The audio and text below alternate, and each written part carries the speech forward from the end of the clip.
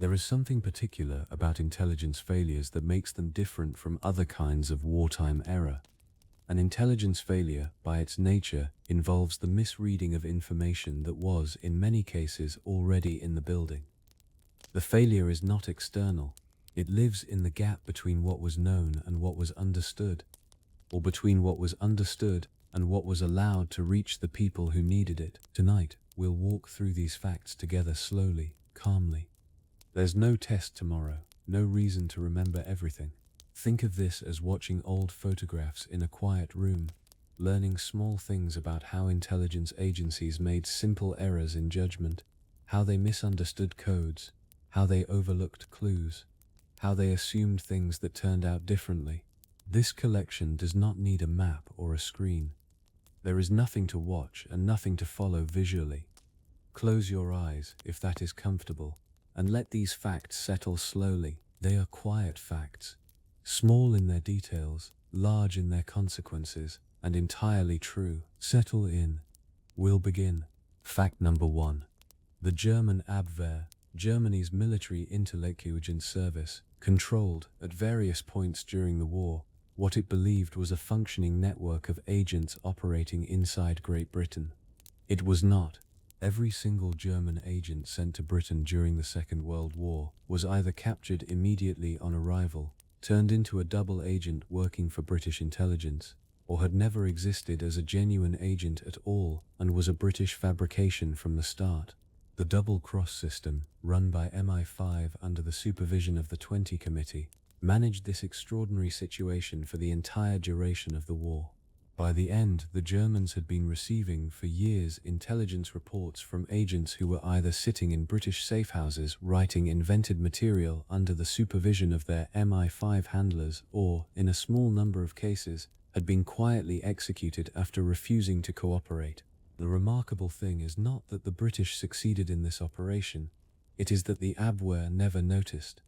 Senior Abwehr officers received reports from their British network, assessed them, passed them upward, and continued allocating resources to agents who were feeding them fabrications.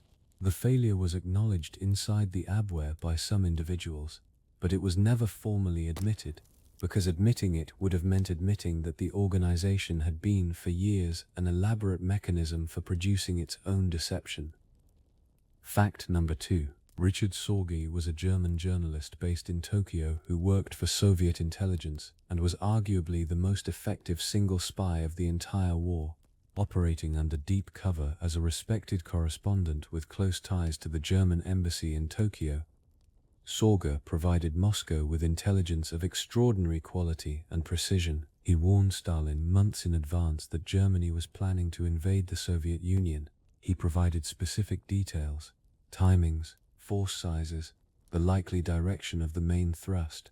He also reported in the autumn of 1941 that Japan had decided not to attack the Soviet Union from the east, meaning that Stalin could safely transfer Siberian divisions to the defense of Moscow. Both pieces of intelligence were accurate. Both were used. The Siberian divisions did reinforce Moscow and played a critical role in the December 1941 counter-offensive. What was never publicly acknowledged was that the first warning, the warning about Barbarossa, had been received, logged, and ignored. Stalin had classified Sorge's reports as likely disinformation. Sorge was arrested by Japanese authorities in October 1941 and executed in November 1944. The Soviet government did not officially acknowledge his contributions until 1964, 20 years after his death, when Khrushchev posthumously awarded him the title Hero of the Soviet Union. The failure to act on his Barbarossa warning was never directly addressed in any official Soviet account.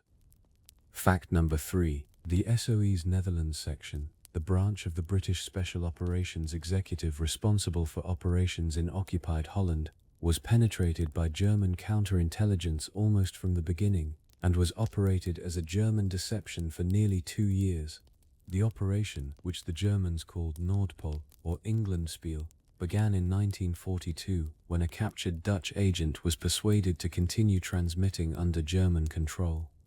British intelligence received his transmissions, responded to them, and continued to regard him as a genuine source. Over the following 2 years, 54 SOE agents were parachuted into the Netherlands. Most were captured immediately on landing because the Germans, reading the British signals, knew exactly where and when they would arrive. The agents sent security check signals, deliberate irregularities built into their transmission protocol specifically to indicate that they were transmitting under duress. MI6 received the warnings and dismissed them, attributing the irregularities to nerves or carelessness in the field. The operation was only exposed when 2 agents managed to escape from the German prison where they were being held and reached neutral Switzerland, from where they contacted London with explicit descriptions of the deception. By that point, the majority of the 54 inserted agents had already been executed at Mauthausen concentration camp.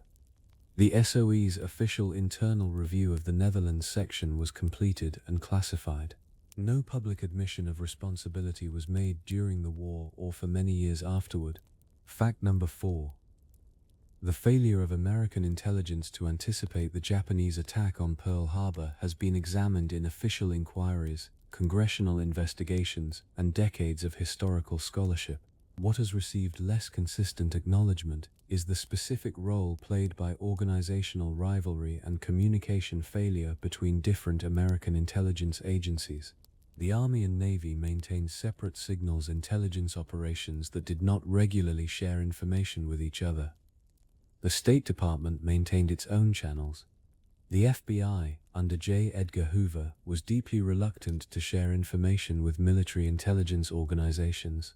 In the months before Pearl Harbor, each of these organizations held pieces of a picture that, assembled, would have been far more alarming than any individual piece appeared in isolation. The Army had some information, the Navy had different information, the State Department had diplomatic context.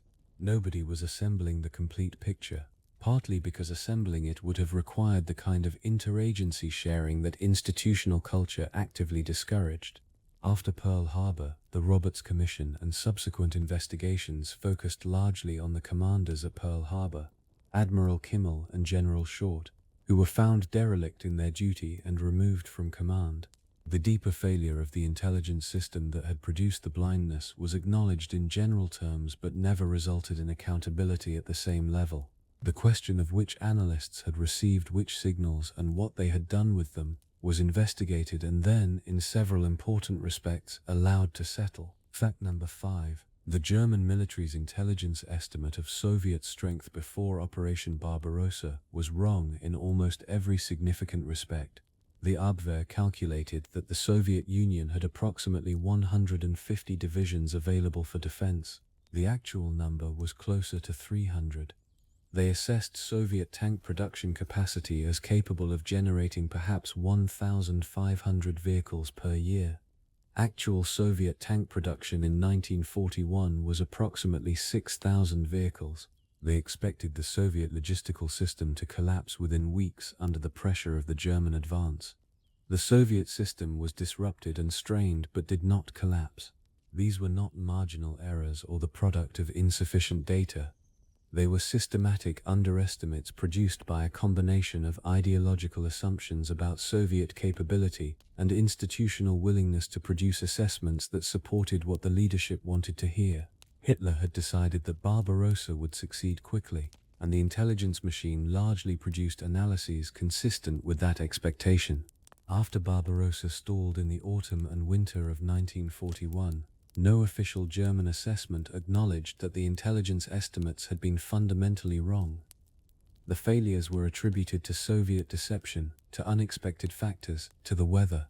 The intelligence system that had generated the wrong estimates continued to operate in the same institutional culture, generating similarly shaped assessments for the campaigns that followed. Fact number 6. The British decision not to warn Coventry specifically about the German raid of November 14, 1940, a decision made to protect the Enigma secret, has been examined extensively. Less examined is a subtler intelligence failure embedded in the same episode. The British signals intelligence system misread the available Enigma material about the raid's target. The decrypts referred to the target by a codename, corn, meaning grain. that British analysts initially misidentified as referring to the Thames estuary or London rather than a Midland city. The correction reached relevant authorities, but late. The navigational beams used by the German bombers, the narrate system, had been identified by British scientists, and a countermeasure program existed. On the night of the raid, the countermeasure equipment that was supposed to bend the German beams and mislead the bombers either malfunctioned or was tuned to the wrong frequency. The countermeasures failed. The Pathfinder aircraft found their target accurately. The main force followed. The internal assessments of what had gone wrong with the beam-bending operation remained classified. The Coventry narrative, as it entered public memory, focused on the Enigma protection decision. The separate failure of the technical countermeasures, the equipment that should have deflected the attack even without evacuation, received considerably less formal acknowledgement. Fact number 7. The double-cross system's most celebrated achievement was the D-Day deception, convincing the Germans that the Normandy landing was a feint and the main invasion would come at Pas de Calais. The double agent most responsible for this was Juan Pujol Garcia, codenamed Garbo, a Spaniard who had first approached British intelligence offering his services and been turned away before approaching German intelligence, convincing them he was working for them, and then approaching MI5 again, this time with the German credentials that made him credible. The detail that was never publicly foregrounded is that Garbo's initial approach to British intelligence had been rejected twice. The man who became arguably the most important single intelligence asset of the entire war had walked through the door of British intelligence, offered his services, and been assessed as not worth pursuing. He was rejected before he proved his value through the only channel available to him, by going to the Germans first.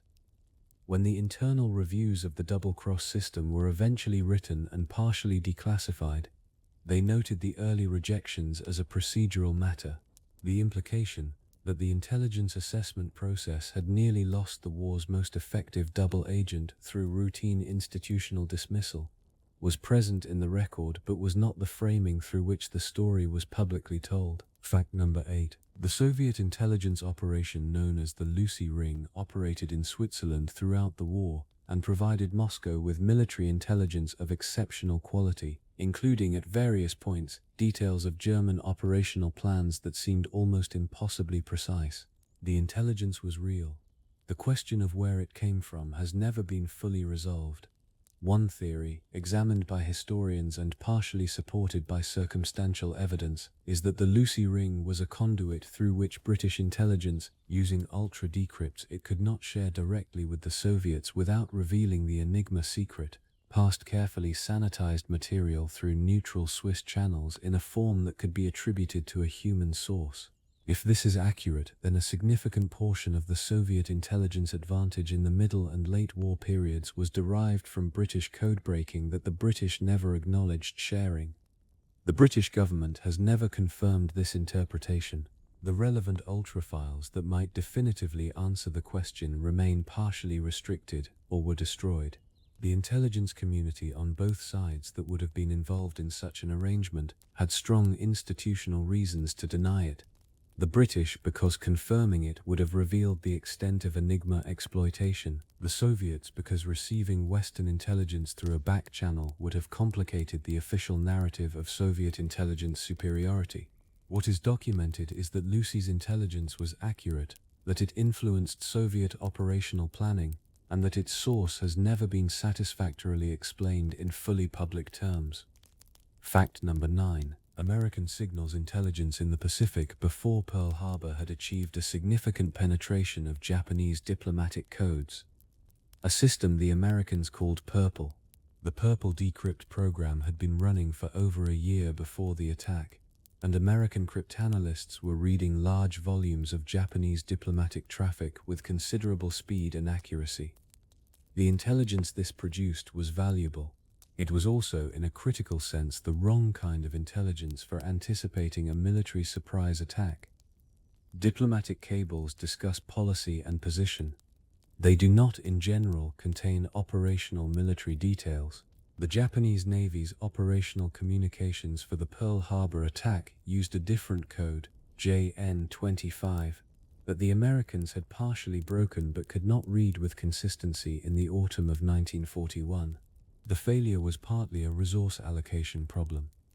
The best cryptanalytic talent had been concentrated on Purple, the diplomatic code, at the expense of JN-25, the military code. After Pearl Harbor, this allocation decision was reviewed internally. The public account of the intelligence failure emphasized what had been received and not acted on, rather than the prior decision about which codes to prioritize. The institutional choice to invest more heavily in diplomatic than military signals intelligence, a choice that reflected pre-war assumptions about the most important intelligence requirements, was documented in internal reviews but did not receive sustained public accountability. Fact number 10. The German intelligence service's assessment of Allied intentions in 1944 was shaped, throughout the critical months before D-Day, by a single highly trusted source, an agent the Abwehr considered one of its most reliable reporters in Britain. This agent was in fact a British double agent named Eddie Chapman, codenamed Zigzag, who had been working under MI5 control since 1942. Chapman was a professional criminal who had been recruited by the Germans before the war and had subsequently offered his services to the British. He was a genuinely complex character, bold, unreliable in his personal life, but extraordinarily effective in his professional role. The intelligence he provided to the Germans was a carefully calibrated mixture of accurate low-level detail that established his credibility and strategic misinformation that served British operational needs. The Abwehr never suspected him. What is less often noted is that the Abwehr's failure was compounded by the intelligence culture it operated within, an organization in which reports that fitted existing expectations were accepted without rigorous verification, while reports that contradicted those expectations were questioned and challenged.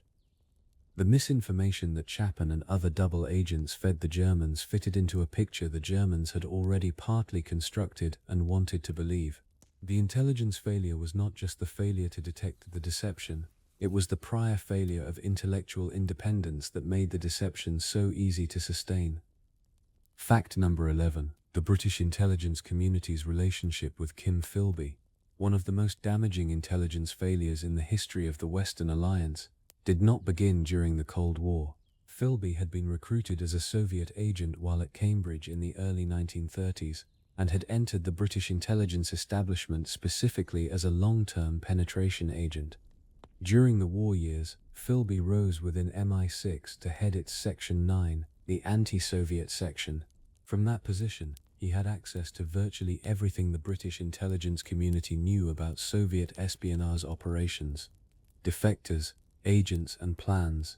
He also had access to American intelligence shared through the Anglo-American partnership that was developing during and immediately after the war. Every piece of intelligence that passed across Philby's desk potentially reached Moscow. The wartime consequences of his penetration are difficult to fully assess because the relevant files have been only partially released, and some may have been deliberately obscured. What is documented is that several operations were compromised, that several agents were killed, and that certain British operations produced results that in retrospect were consistent with prior Soviet knowledge of their plans. The Security Service reviewed the Philby case after his defection in 1963.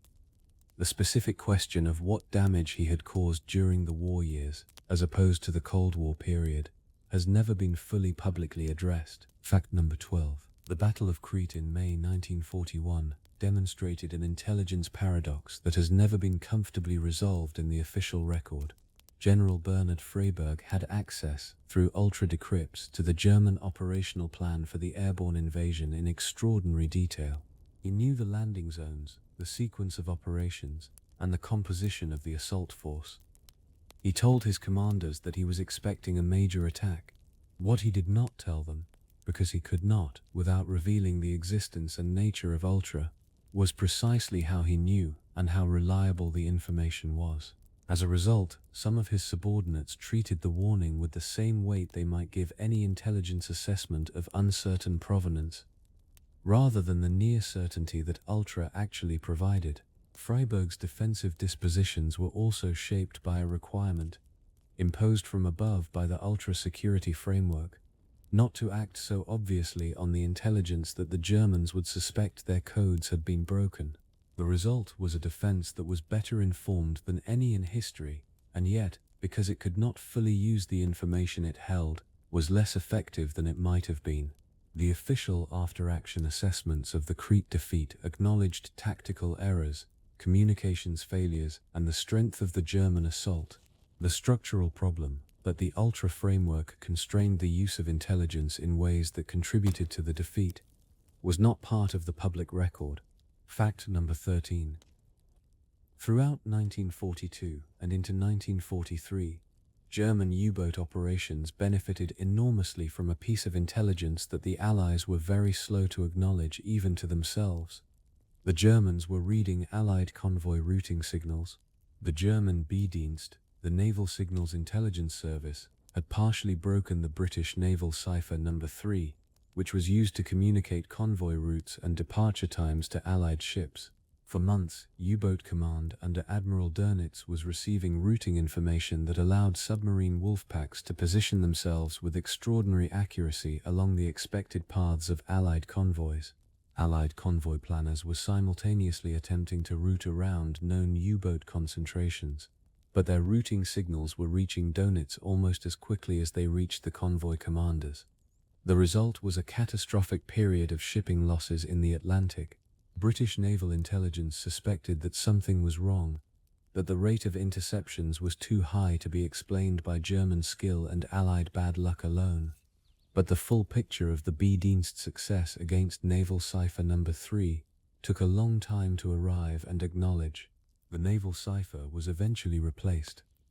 The formal acknowledgement of how long the compromise had been in operation and how many ships and sailors had been lost during the period of compromise was handled with considerable institutional delicacy. Fact number 14. The Allied intelligence community's assessment of Germany's progress toward an atomic bomb was one of the most significant intelligence questions of the war, and the assessment that was eventually arrived at was in several respects wrong in ways that were not fully acknowledged at the time. Operation Alsos, the Allied scientific intelligence mission that followed Allied forces into Germany in 1944 and 1945, was tasked with determining the status of German nuclear research and capturing German scientists before they could be taken by the Soviets. What Alsos discovered was that the German atomic program was significantly further behind Allied progress than American and British intelligence had estimated, and that German physicists had made a fundamental conceptual error that had sent their program down an inefficient path. The worry that had driven the Manhattan Project's urgency, the fear that Germany might develop an atomic bomb before the Allies, had been for much of the war's duration based on an overestimate of German capability. The internal acknowledgement that the intelligence picture had been more alarming than the reality justified was handled carefully by the relevant agencies. The public account of the Manhattan Project emphasized the genuine uncertainty that had driven it, rather than the specific intelligence failures that had inflated the estimate of German nuclear progress. Fact number 15. The Japanese signals intelligence operation during the war produced one major success that its own high command never fully credited or utilized: the identification of American submarine operating procedures and patrol patterns from radio traffic analysis. Japanese naval intelligence analysts had developed a reasonable picture of how American submarines coordinated their patrols, how they communicated with base, and which routes they preferred. This information, if acted upon systematically, might have significantly reduced American submarine effectiveness in the Pacific, where American submarines were devastating Japanese merchant shipping and were a major factor in Japan's strategic deterioration. The intelligence was available within the Japanese system. It was not acted upon with anything approaching the urgency its value warranted. Partly this was an organizational problem. The Japanese Navy, like most navies of the period, valued offensive over defensive intelligence. Protecting merchant shipping was considered less prestigious than planning offensive operations, and the intelligence resources allocated to convoy defense and anti-submarine work reflected that cultural priority. The failure to use available intelligence to protect Japanese supply lines was an intelligence failure that compounded a strategic failure. It was not acknowledged in any meaningful public sense either during or after the war. Fact number 16. The British Security Coordination Organization, established in New York in 1940 under William Stephenson, codenamed Intrepid, was one of the most ambitious intelligence operations of the war, operating in a neutral country to influence American public opinion toward the Allied cause, conduct intelligence operations, and liaise with the embryonic American intelligence services. The activities of BSC included propaganda operations, press manipulation, the feeding of planted stories to American newspapers, and in some cases the discrediting of American politicians and journalists who were considered insufficiently sympathetic to Britain. These operations were conducted on American soil by a foreign intelligence service directed against American citizens and institutions in violation of American law and without the explicit authorization of the American government, though with the quiet knowledge of some senior American officials including President Roosevelt. The activities of the BSC were not publicly acknowledged for decades. A comprehensive account was eventually produced, the BSC's own secret history, but it remained classified for many years. Even when it became available, the specific question of which American citizens had been targets of British intelligence. Fact number 17. The German Army's intelligence failure before the Soviet Operation Bagration in June 1944 is remarkable for its consistency across every level of the intelligence system. German Army Group Center, positioned in Byelorussian, expected the main Soviet summer offensive to come in the south, against Army Group South Ukraine, where the terrain was better for armored operations and where the economic objectives were more obvious. Soviet deception operations, Maskirovka, were extraordinarily well executed, with the Red Army moving approximately 1,300,000 men, 2,400 tanks, and 24,000 artillery pieces into position opposite Army Group Center, while German analysts continued to assess the main threat as coming elsewhere. The deception worked across signals intelligence, aerial reconnaissance, and human intelligence simultaneously. German frontline observers reported unusual activity behind Soviet lines. Their reports were assessed by higher headquarters as consistent with routine rotation and local preparation rather than a major offensive. When Bagration began on June 23, 1944, the scale of the assault was genuinely surprising to German commanders who had been receiving intelligence assessments that consistently underweighted the available evidence. The formal German post-war military histories acknowledged the tactical shock of Bagration but did not dwell on the institutional intelligence failures that had allowed the Soviet Maskirovka to succeed so completely. Fact number 18. American intelligence, during the early Pacific Campaign, produced assessments of Japanese military capability that were shaped by a combination of cultural assumptions and pre-war intelligence neglect. Japanese fighter aircraft, specifically the Mitsubishi A6M0, were assessed as significantly less capable than they actually were. Reports from the Chinese Air Force, which had been fighting Japanese aircraft since 1937, had reached American military channels describing the Zero's exceptional maneuverability, range, and firepower. A detailed technical report compiled by American Aviation Intelligence in 1941 assessed those reports as probably exaggerated. When American pilots encountered the Zero over Pearl Harbor, over the Philippines, and over the East Indies, the shock of its performance was genuine. Aircraft that had been categorized as manageable opponents were able to outmaneuver every American fighter type then in service in the Pacific. The consequences, for pilots who flew missions against Japanese aircraft expecting a relatively even contest, were severe. The internal acknowledgement of how badly the pre-war intelligence assessment had misjudged the Zero's capabilities was part of the American aviation program's response, but the specific failure of the intelligence assessment process that had dismissed Chinese combat reports was not a prominent feature of the official narrative of early Pacific air losses.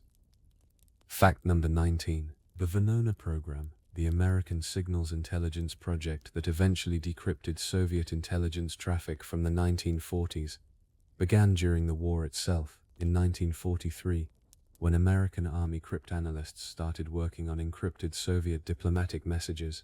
The program eventually revealed that Soviet intelligence had penetrated the Manhattan Project, the British Foreign Office, the American Treasury, the State Department, and multiple other sensitive Allied organizations during the war. The intelligence it produced, gradually, over years of painstaking work, demonstrated that while the Western Allies and the Soviet Union were formally allied against Germany, the Soviets had been running aggressive intelligence operations against their allies throughout the partnership. The Venona decrypts were not shared with the British government until 1948, even though the project had begun in 1943. They were not publicly acknowledged until 1995. The reasons for the delay included the ongoing intelligence value of the program, the sensitivity of what the decrypts revealed about wartime penetrations, and the Cold War context in which revealing the wartime Soviet intelligence successes had complex political implications. The wartime intelligence relationship between the Western Allies and the Soviet Union, officially cooperative, actually adversarial in the intelligence dimension, was never publicly described in those terms during the war or for many decades afterward. Fact number 20. The British Naval Intelligence Division's Operational Intelligence Centre succeeded, through a combination of ultra-decrypts and traffic analysis, in tracking German U-boat movements with remarkable precision during the critical years of the Battle of the Atlantic. The system worked well enough that convoy routing could often be adjusted to avoid known U-boat concentrations. But there was a period, the blackout of 1942, when the Germans introduced the four-rotor Enigma machine for naval communications, when British cryptanalysts lost their ability to read U-boat traffic for approximately 10 months. During the blackout, Allied shipping losses rose dramatically. The critical intelligence channel had gone dark, and the convoy routing system was operating without the information that made it effective. The intelligence failure was not a failure of process or analysis. It was a technical defeat, temporarily irreversible. What was not publicly acknowledged at the time, or for many years afterward, was the full scale of what had been lost and regained in those 10 months. The blackout was known within the intelligence community as an operational setback. The number of ships and sailors lost during the blackout period, the human cost of that 10-month gap in the intelligence picture, was documented within the classified records of the operation but was not presented as a discrete intelligence failure in the public accounts of the Battle of the Atlantic. Fact number 21. The Soviet Military Intelligence Service, the GRU, ran an extraordinarily effective intelligence network in Europe during the war. But it also produced one of the war's most consequential intelligence failures, in the opposite direction from the usual pattern. The Red Orchestra, the Rote Kapelle, was a Soviet spy network operating in German-occupied Western Europe, that the Gestapo systematically penetrated and rolled up between 1941 and 1943. The network had provided Moscow with genuine intelligence of real value, including material about German industrial and military activities. When the Germans broke it, they also gained access to the communication protocols and some of the agents, allowing them to continue transmitting to Moscow under German control, a radio game similar to the British operation in Holland but operating in reverse. The Soviets continued receiving material from some of these channels after the agents had been captured, without initially realizing the information was now German-controlled. The intelligence failure, Moscow continuing to treat compromised channels as genuine sources, was compounded by the institutional difficulty of acknowledging inside the GRU that a network the organization had invested heavily in building had been destroyed and turned against them. The post-war Soviet intelligence accounts of the Rote Kapelle emphasized its genuine achievements and did not dwell on the German radio game that had followed its destruction. Fact number 22. The British intelligence community's handling of warnings about the German V-weapon program, the development and deployment of the V-1 flying bomb and V-2 ballistic missile, illustrates a specific type of intelligence failure that is particularly difficult to acknowledge. The failure to believe an intelligence picture that seemed too alarming to be true. Reports about German rocket development at Peenemünde had begun reaching British intelligence from multiple sources by 1942. The reports described weapons of a size and range that many British scientists considered technically implausible at that stage of German development. A debate developed within the intelligence community between those who took the reports seriously and those who assessed them as exaggeration or deliberate German disinformation. Churchill ordered an investigation. The report produced was divided. The skeptical position that the reported rocket specifications were beyond German technical capability was wrong, as the deployment of the V-2 in September 1944 demonstrated. The V-2 arrived without warning, at supersonic speed, and there was no defense against it. The internal review of the intelligence debate about V-weapons, conducted after the first V-2 attacks, established that the analytical errors had been made but focused on process improvement rather than individual accountability for the assessments that had contributed to delayed response. Fact number 23. The American Office of Strategic Services, the OSS, predecessor to the CIA, conducted intelligence operations throughout the war that were in several cases significantly less effective than their official histories subsequently suggested. The OSS was a new organization, built rapidly under William Donovan, and it operated with a mixture of genuine talent and considerable institutional chaos.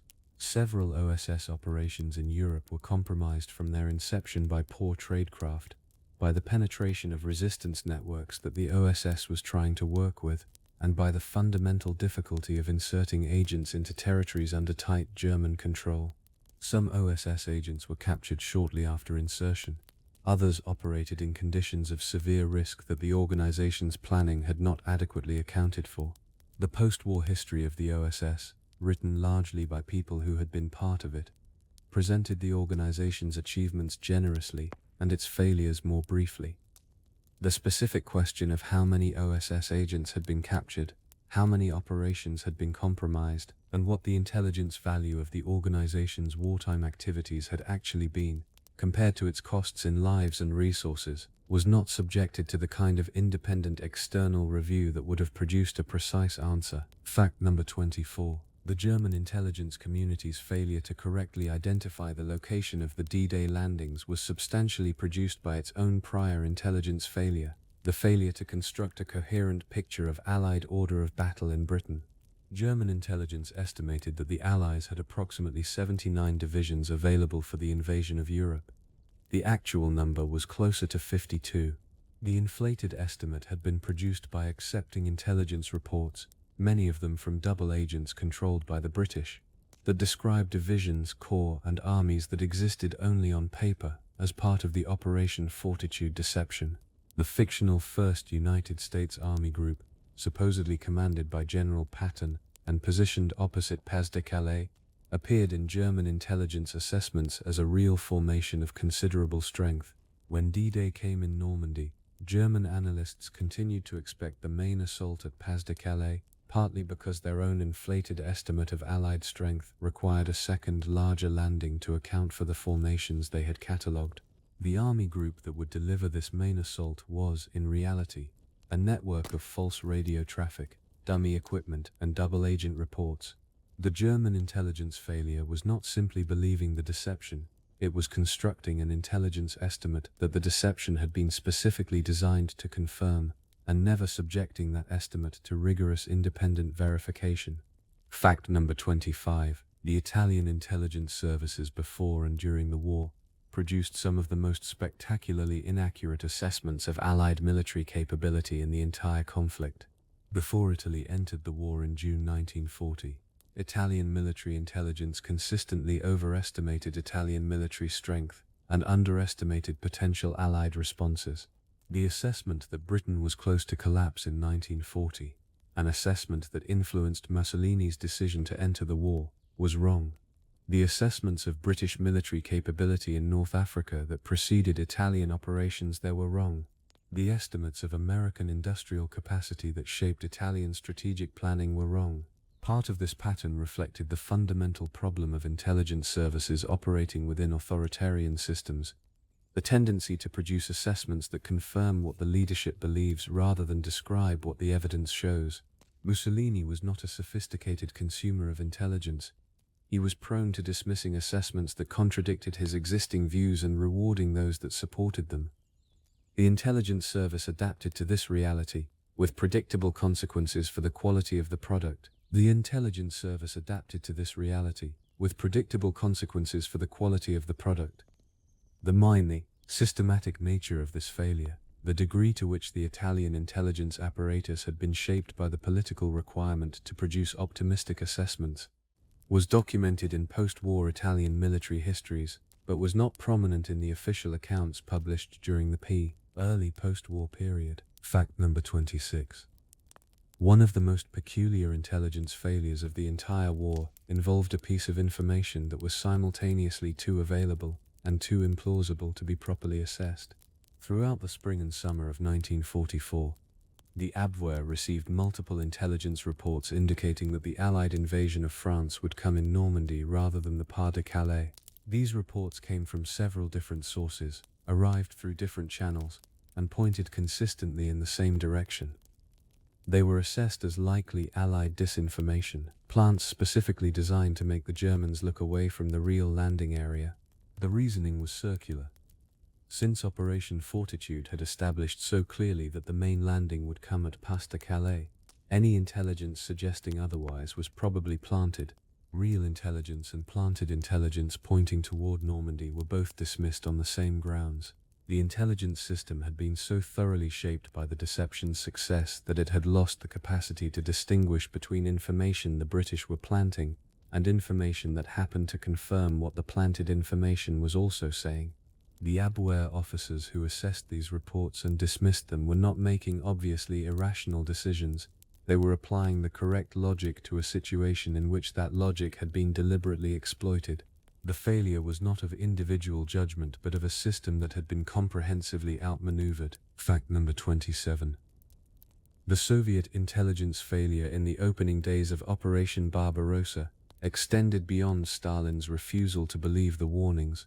It included a specific technical failure that has received less attention.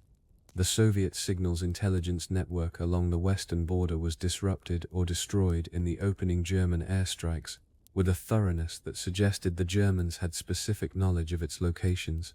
Soviet border signals intelligence units were among the first targets of the Luftwaffe on June 22, 1941, and several of them were destroyed or severely degraded before they could report what was happening to them. The precision of some of these strikes was consistent with prior knowledge of facility locations that would have been difficult to obtain through aerial reconnaissance alone.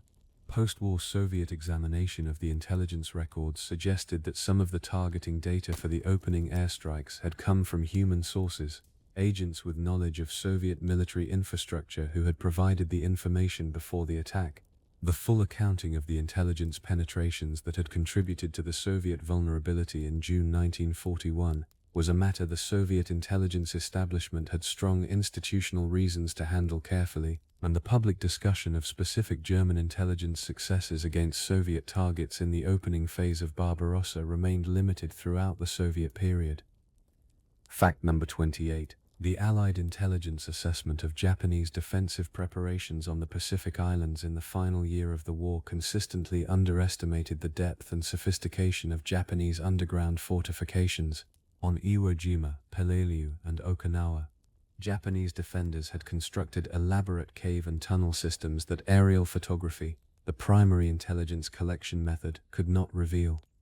The American pre-assault intelligence assessments for each of these operations included estimates of Japanese strength and defensive organization that turned out to be significantly lower than the actual numbers and significantly less accurate about the nature of the defense the attacking forces would encounter. After each costly assault, the intelligence community noted the underestimate, identified the limitations of aerial reconnaissance for detecting underground positions, and recommended improved methods. The cycle, underestimate, costly assault, review, recommendation, repeated itself across multiple island campaigns. The formal acknowledgement that the same intelligence failure was being made repeatedly, rather than being genuinely corrected between operations, was present in the internal records but was not the framing through which individual campaigns were publicly discussed at the time. Fact number 29. The British Signals Intelligence operation at Bletchley Park was, for the duration of the war, and for 3 decades afterward, one of the most tightly held secrets in the history of intelligence. The existence of the Ultra program, the systematic reading of German Enigma encrypted communications, was not officially acknowledged until 1974, when F. H. Hinsley's Official History of British Intelligence in the Second World War began to emerge. In the intervening 30 years, numerous historical accounts of the war had been written without knowledge of Ultra, and their conclusions about the reasons for specific Allied successes were consequently incomplete or misleading. More significantly, decisions made during the war that were shaped by Ultra, including decisions that resulted in costly operations, in the non-disclosure of information that might have saved lives, and in the deliberate sacrifice of some people to protect the secret, had been publicly explained in terms that did not acknowledge their actual basis. The commanders who made those decisions were assessed by post-war historians without the full picture of what those commanders had known. Some reputations were damaged by the incomplete record, some were enhanced by it. The 30-year gap between the secret's reality and its acknowledgement produced a substantial body of historical writing about the war that was, in important ways, about a different war than the one that had actually been fought. Fact number 30. The German invasion of the Soviet Union caught the Red Army in a state of transition, partially reorganized, partially re-equipped, in the middle of structural changes that had degraded its readiness in ways that Soviet military planning had not acknowledged. The mass purges of the Soviet officer corps between 1937 and 1939 had removed thousands of experienced officers, including much of the senior command level. The Red Army that faced Barbarossa was commanded, at many levels, by officers who had been promoted rapidly to fill positions vacated by their purged predecessors, and who lacked the experience that those positions required. Soviet military intelligence, the GRU, had produced assessments of Soviet military capability that did not reflect this degradation accurately. Partly this was because honestly assessing the consequences of the purges would have been an implicit criticism of Stalin's decisions. Partly it was because the officers who had survived the purges had reasons to overstate their own capabilities. The result was an intelligence picture of Soviet military readiness that was more optimistic than the reality, and that shaped the defensive planning in ways that contributed to the catastrophic losses of the opening months of Barbarossa. The degree to which Soviet military self-assessment before the war had been distorted by political pressure was acknowledged only gradually, partially, and in forms that consistently distributed responsibility across systemic factors rather than specific individuals or decisions. Fact number 31. The question of who knew what and when about the Holocaust is one of the most intensely studied intelligence questions of the entire war. Allied intelligence agencies received information about the systematic killing of Jewish populations from multiple sources beginning in 1942. From resistance networks, from intercepted German police communications, from escapees, from neutral diplomats, the intelligence product reached senior policymakers in Britain and the United States. What it did not produce, for reasons that historians have debated extensively, was a policy response proportionate to what the intelligence described. Part of the answer lies in a specific intelligence failure. The tendency of intelligence analysts to categorize information about mass killings as probable exaggeration or wartime atrocity propaganda based on the experience of the First World War, in which exaggerated atrocity stories had been used for propaganda purposes. The framework for assessing wartime atrocity reports had been shaped by the experience of deliberate manipulation, and it produced a systematic tendency to discount or qualify information that was, in this case, accurate. The internal assessments of Holocaust intelligence that circulated within Allied governments during the war, the actual documents that describe the analysts' confidence levels and their reasoning, have been gradually declassified over decades, and they reveal, uncomfortably, a pattern of underconfident assessment of information that was materially correct. Fact number 32. The German Navy's B-Dienst Signals Intelligence Service, at various points during the war, achieved readings of British and Allied naval communication systems that were more extensive and more current than the Allies realized at the time. Beyond the penetration of naval cipher number 3 that contributed to the U-boat successes of 1942, the B-Dienst had at various earlier stages read portions of British naval traffic that informed German operational planning. The details of exactly which British signals were read, at which periods, and with what operational consequences are still not fully public. Post-war British naval intelligence assessments of B-Dienst capability existed, but their full contents remained restricted for many years. The picture that has emerged from gradually released documents is of a signals intelligence competition that was considerably more evenly contested, and in which German successes were considerably larger than the public history of the Battle of the Atlantic, which naturally emphasized the ultra advantage, had suggested the asymmetry in public presentation. Allied signals intelligence successes discussed extensively, German signals intelligence successes discussed more sparingly, was partly a product of the different timelines on which the respective secrets were acknowledged. Fact number 33. The fate of Operation Anthropoid, the assassination of Reinhard Heydrich in Prague in May 1942, involved an intelligence failure on the German side that was never fully acknowledged.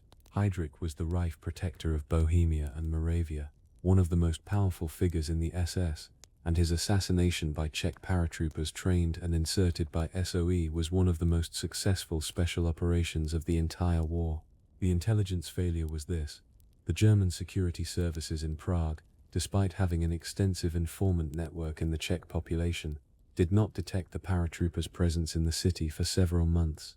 The assassins were sheltered by Czech civilians and underground resistance contacts. They moved around Prague. They made reconnaissance visits to the route Heydrich used for his daily drive. They purchased materials. All of this occurred in a city under occupation, with a security apparatus specifically designed to detect exactly this kind of activity. The failure to detect the operation was attributed, in the German response, to Czech civilian complicity, which was real and broad. The security response to the assassination, the destruction of the villages of Lidis and Ležáky, and the mass killing of thousands of Czech civilians, was framed as a counter-terrorism measure rather than as a response to an intelligence failure. The question of how the security apparatus had missed the preparation for such a significant operation in a closely watched city was not the publicly stated reason for the reprisals. Fact number 34. American intelligence's handling of the atomic espionage conducted by Soviet agents during the Manhattan Project represents one of the most significant counterintelligence failures in history, and it was a failure that the relevant agencies did not acknowledge publicly for decades. The Soviet intelligence services had penetrated the Manhattan Project at multiple levels. Klaus Fuchs, a British physicist with German origins, was providing technical details to Soviet handlers throughout his time at Los Alamos. David Greenglass, a machinist at the facility, was passing information through Julius Rosenberg. Harry Gold served as a courier. Theodore Hall, a young physicist, had volunteered his services to Soviet intelligence on his own initiative. The information passed by these agents is assessed by historians as having significantly accelerated the Soviet atomic weapons program, possibly by 2 to 3 years. American counterintelligence did not detect the penetration until the Venona program began producing results in the late 1940s. The FBI had received earlier indications from various sources that were not acted upon with sufficient urgency. The internal assessment of how the counterintelligence failure had occurred, which specific indicators had been missed, which analytical judgments had been wrong, which organizational failures had created the gaps through which the penetration had operated, remained classified for many decades, and the public account of the espionage focused largely on the individual agents rather than the institutional failures that had allowed them to operate.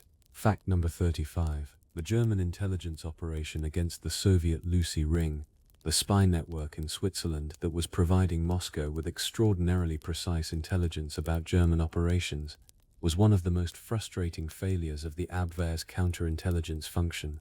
The Abwehr knew that intelligence was leaking from German military planning processes.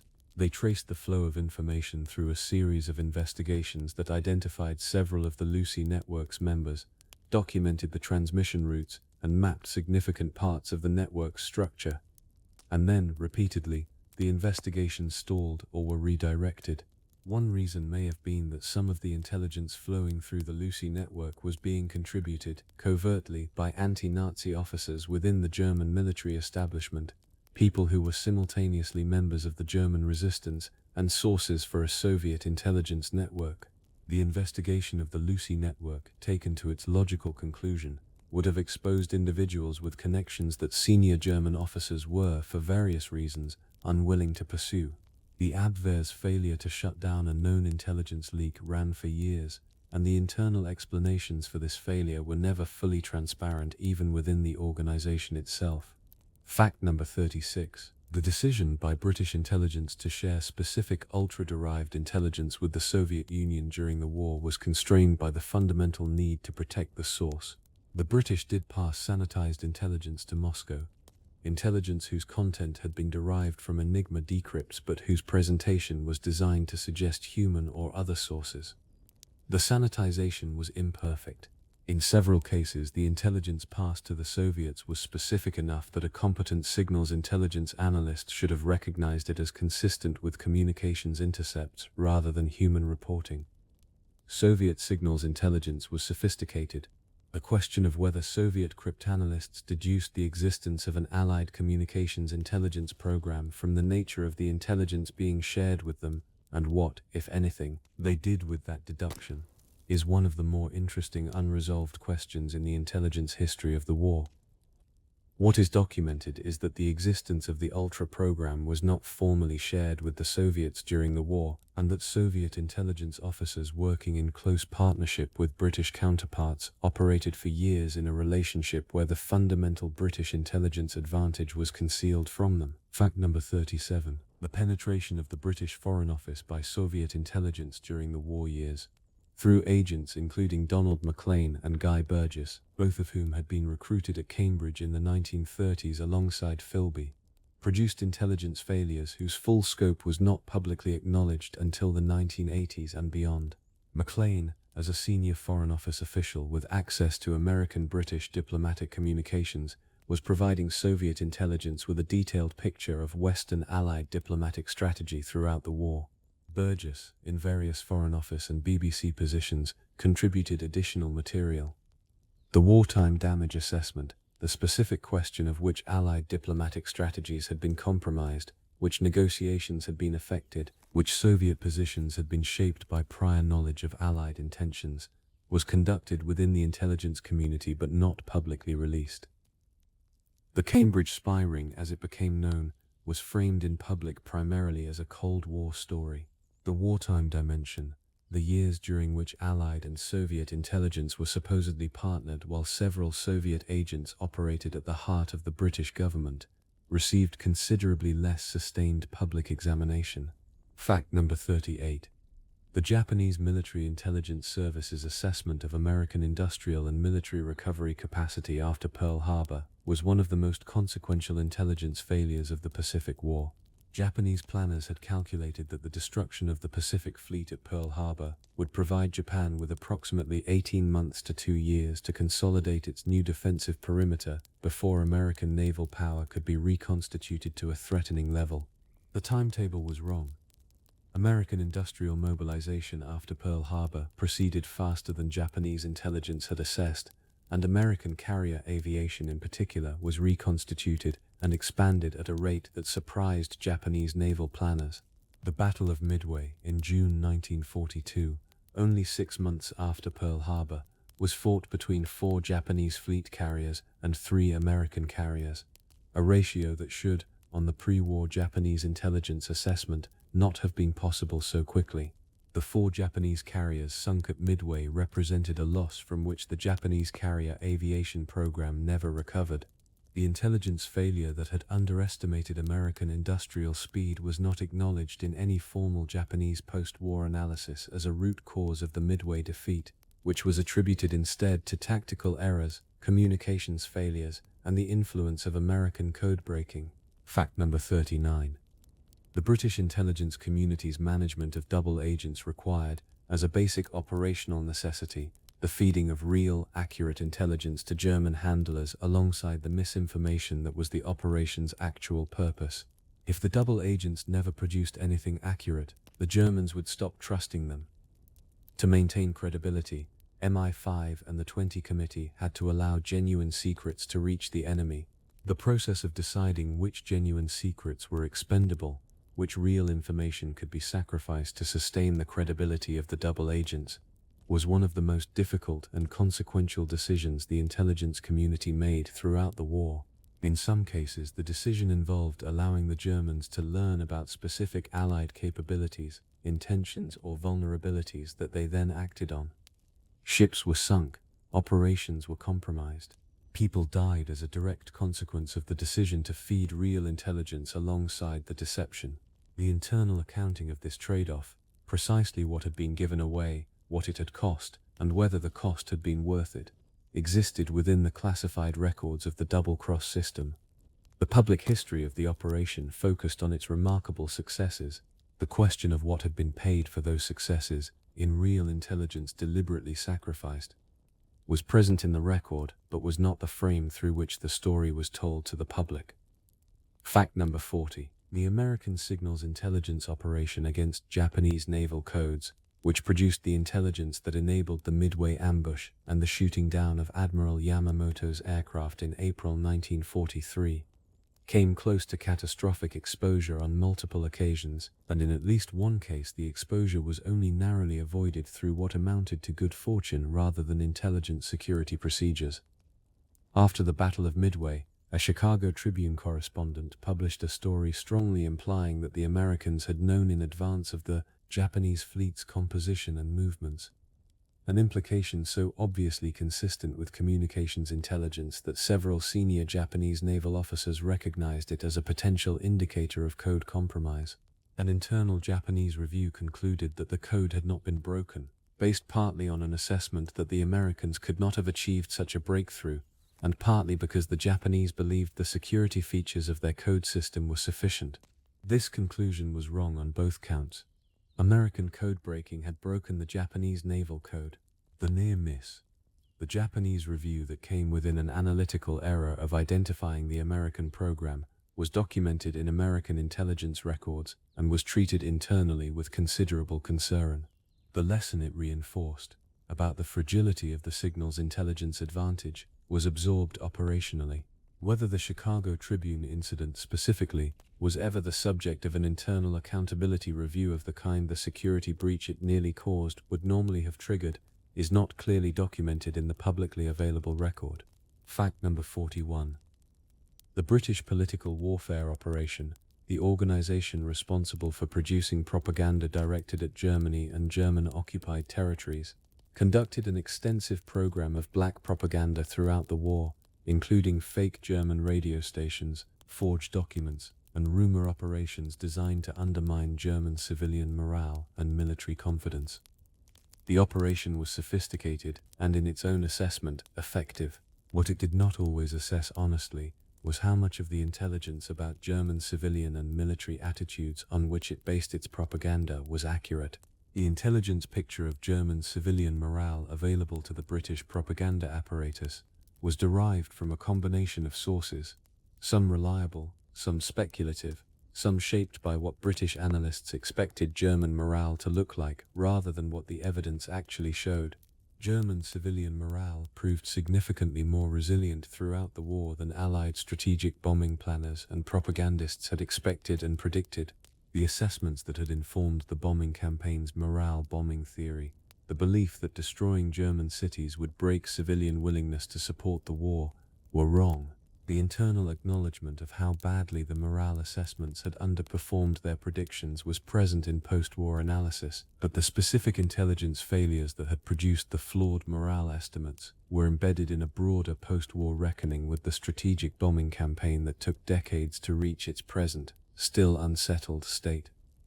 Fact number 42. The OSS operation in Switzerland run by Allen Dulles was one of the most productive American intelligence operations of the war. Dulles cultivated sources inside Germany and in German-occupied territories, producing intelligence that reached Washington and informed Allied planning. Among Dulles's most valuable sources was Fritz Kolbe, a German foreign ministry official who had walked into the Swiss consulate offering documents. Kolbe was initially rejected by the British, who assessed him as probably a plant, and was then accepted by Dulles. Kolbe provided more than 1,600 documents over the course of the war, genuine German foreign ministry traffic that gave the Allies extraordinary insight into German diplomatic activity. The British rejection of Kolbe was an intelligence failure of considerable proportions. One of the most productive human intelligence sources of the entire war turned away at the door because the assessment process had categorized him incorrectly. The British internal assessment of why Kolbe had been rejected, and what specifically had led to that analytical conclusion, was not a prominent feature of the post-war accounts of British wartime intelligence, which naturally tended to focus on the program's genuine and substantial successes rather than the individual human intelligence opportunities it had passed up.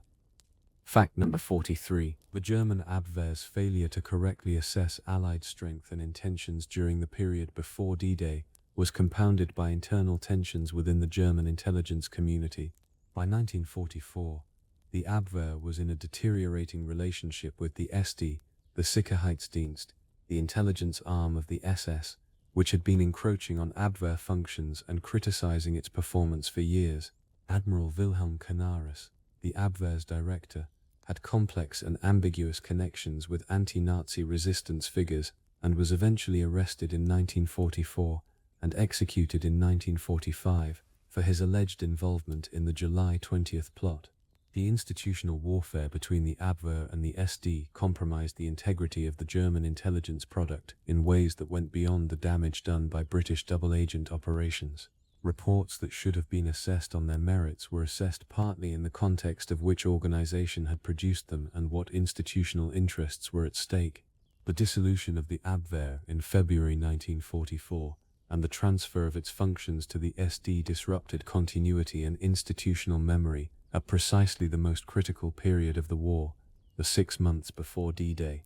The post-war German military historical writing about intelligence in this period acknowledged the institutional failure, but distributed responsibility broadly enough that specific analytical errors remained somewhat diffuse. Fact number 44.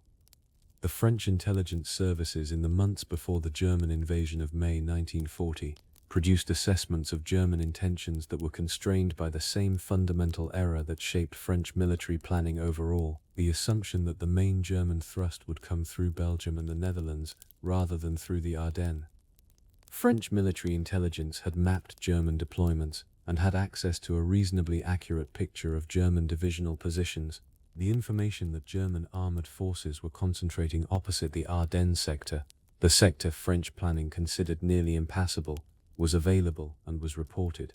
It was assessed within a framework that attached lower probability to the Ardennes scenario than the evidence warranted, because the intelligence assessors were working within the same conceptual framework as the operational planners. When the German tanks came through the Ardennes on May 10, 1940, they were not entirely invisible to French intelligence. They had been partially observed and partially reported. They had simply been assigned to a category labeled less likely rather than the primary threat. The post-war French military investigation of the 1940 defeat discussed intelligence failures alongside command failures and planning failures. The specific process question, how the intelligence assessment had reached its conclusions and on whose authority those conclusions had been accepted, received somewhat less systematic attention. Fact number 45. The Soviet GRU's handling of the Richard Sorge case after his arrest in October 1941 illustrates a pattern common to intelligence services operating under authoritarian systems, the tendency to handle evidence of intelligence failure in ways that protect institutional and political interests rather than produce accurate historical accounting. Sorge's arrest was known to Moscow almost immediately through various channels. His fate, imprisonment, trial, execution, unfolded over 3 years during which Moscow made no attempt to negotiate his release, exchange him for a Japanese prisoner, or acknowledge him publicly. Sorge was, in official Soviet terms, a non-person for 20 years after his death. The reason was that publicly acknowledging Sorge would have required acknowledging the intelligence he had provided, including the Barbarossa warning that had been ignored. It would have required explaining why the warning had been dismissed. It would have focused attention on the intelligence failures of 1941 in ways that reflected directly on Stalin's judgment. The posthumous Hero of the Soviet Union award in 1964, after Khrushchev had publicly criticized Stalin's errors, was the first official acknowledgement. Even then, the specific questions, why the Barbarossa warning had been ignored, what specific intelligence assessments had supported the dismissal, were addressed obliquely. The institutional failure was recognized. Its specifics remained managed. Fact number 46. The American Army Air Force's intelligence assessment of the effect of the strategic bombing campaign on German industry and war production was consistently more optimistic than the reality warranted throughout the campaign, and the gap between assessed and actual bomb damage was not acknowledged with precision until the United States Strategic Bombing Survey was completed after the war. During the campaign battle damage assessment, the estimate of what the bombs had actually destroyed was produced from aerial photography of the target areas after raids. The photographs showed bomb craters and collapsed buildings. They did not reliably show whether the production equipment inside the buildings was destroyed, whether the production had been relocated, whether the workforce had been dispersed and would return, or whether the apparent damage to infrastructure was as functionally significant as it appeared. German industrial production in several sectors continued to rise through 1943 and into 1944 despite sustained bombing. The Albert Speer rationalization of German war industry, the dispersal, the underground production, the rapid repair of damaged facilities, was either not being picked up by Allied intelligence assessments or was not being incorporated into the damage estimates. The Strategic Bombing Survey, published in 1945 and 1946, was notably candid about where the damage assessment process had overestimated effectiveness. It was less prominent about the specific institutional and analytical failures that had produced the systematic overestimates during the campaign itself. Fact number 47. The British intelligence community's handling of the Cicero affair, in which a valet named Eliasa Basner, employed at the British Embassy in Ankara, photographed highly classified documents and sold them to German intelligence, represents an intelligence failure at the level of basic physical security that was never satisfactorily explained in public terms. Basner, who gave himself the codename Cicero, photographed documents including records of the Tehran conference discussions between Churchill, Roosevelt, and Stalin, and material about Allied planning for the Balkans. He photographed approximately 450 documents over several months in 1943 and 1944. Providing German intelligence with extraordinary insight into Allied diplomatic strategy. The SD paid him in counterfeit British banknotes, a fact he discovered only after the war. The German failure to act effectively on the Cicero intelligence, which was assessed by some SD analysts as possibly a plant, despite its genuine authenticity, was an intelligence failure in itself. But the British failure that preceded it, the physical security procedures at the Ankara embassy, that allowed a domestic employee to photograph classified documents for months without detection, was the original error. The Cicero affair was officially acknowledged after the war, partly because Basner himself wrote a memoir. The specific security review of what had failed at the embassy and what institutional changes resulted was handled within classified channels. Fact number 48. The question of Soviet intelligence penetration of British signals intelligence. The possibility that Soviet agents within GCHQ or its predecessors had access to ultra material and shared it with Moscow is one of the most sensitive unresolved questions in the intelligence history of the war. Several members of the Cambridge spy ring had peripheral connections to the signals intelligence world. John Cairncross, the fifth member of the Cambridge Five, worked at Bletchley Park from 1942 and had access to ultra-derived intelligence product, which he passed to his Soviet handler. The specific material he passed included summaries of German military communications relevant to the Eastern Front, information that reached Moscow through Cairncross, and may have supplemented or confirmed what the Lucy network and other sources were providing. The full scope of Cairncross's access and the full extent of what he transmitted were established only gradually, as his case was investigated after the Cold War. During the war, Bletchley Park's internal security procedures did not detect his activity. The post-war assessment of what the Soviets had received from Bletchley Park through Cairncross, and whether it had materially affected the intelligence relationship between the Western Allies and the Soviet Union, was conducted within the intelligence community and has been only partially aired in public. Fact number 49. The aerial intelligence failure at Arnhem in September 1944. The failure to act on the reconnaissance photographs showing German armored vehicles near the planned landing zones was compounded by an intelligence failure within the Allied command structure that received less attention in the post-war analysis. The British Airborne Corps' own intelligence officer, Major Brian Urquhart, had compiled a report based on the photographic evidence and concluded that the presence of German armor near the landing zones made the operation as planned extremely dangerous. He presented this assessment to his superiors. He was told that he appeared to be suffering from overstrain and was sent on sick leave, effectively removed from his position in the week before the operation. The removal of an intelligence officer who had reached the correct assessment from the briefing process in the days before a major operation is not a common feature of the standard accounts of Market Garden. The official after-action analyses of the operation's failure identified poor intelligence about German strength as a contributing factor. The specific institutional mechanism by which the accurate intelligence assessment had been removed from the planning process, the medical removal of the officer who held it, was documented but was not the analytical frame through which the intelligence failure was typically presented. Fact number 50. The German intelligence community's failure to correctly anticipate the Allied landing in North Africa in November 1942, Operation Torch, was partly the result of a successful Allied deception operation and partly the result of German analytical failures, independent of the deception. The Allied convoy moving toward North Africa was one of the largest assembled to that point in the war. It was observed by Axis submarines and reconnaissance aircraft. German and Italian intelligence analysts received reports of this large naval movement and considered several possible destinations, including the relief of Malta, a landing in Sicily or Sardinia, and a push through the Strait of Gibraltar to reinforce Egypt from the west.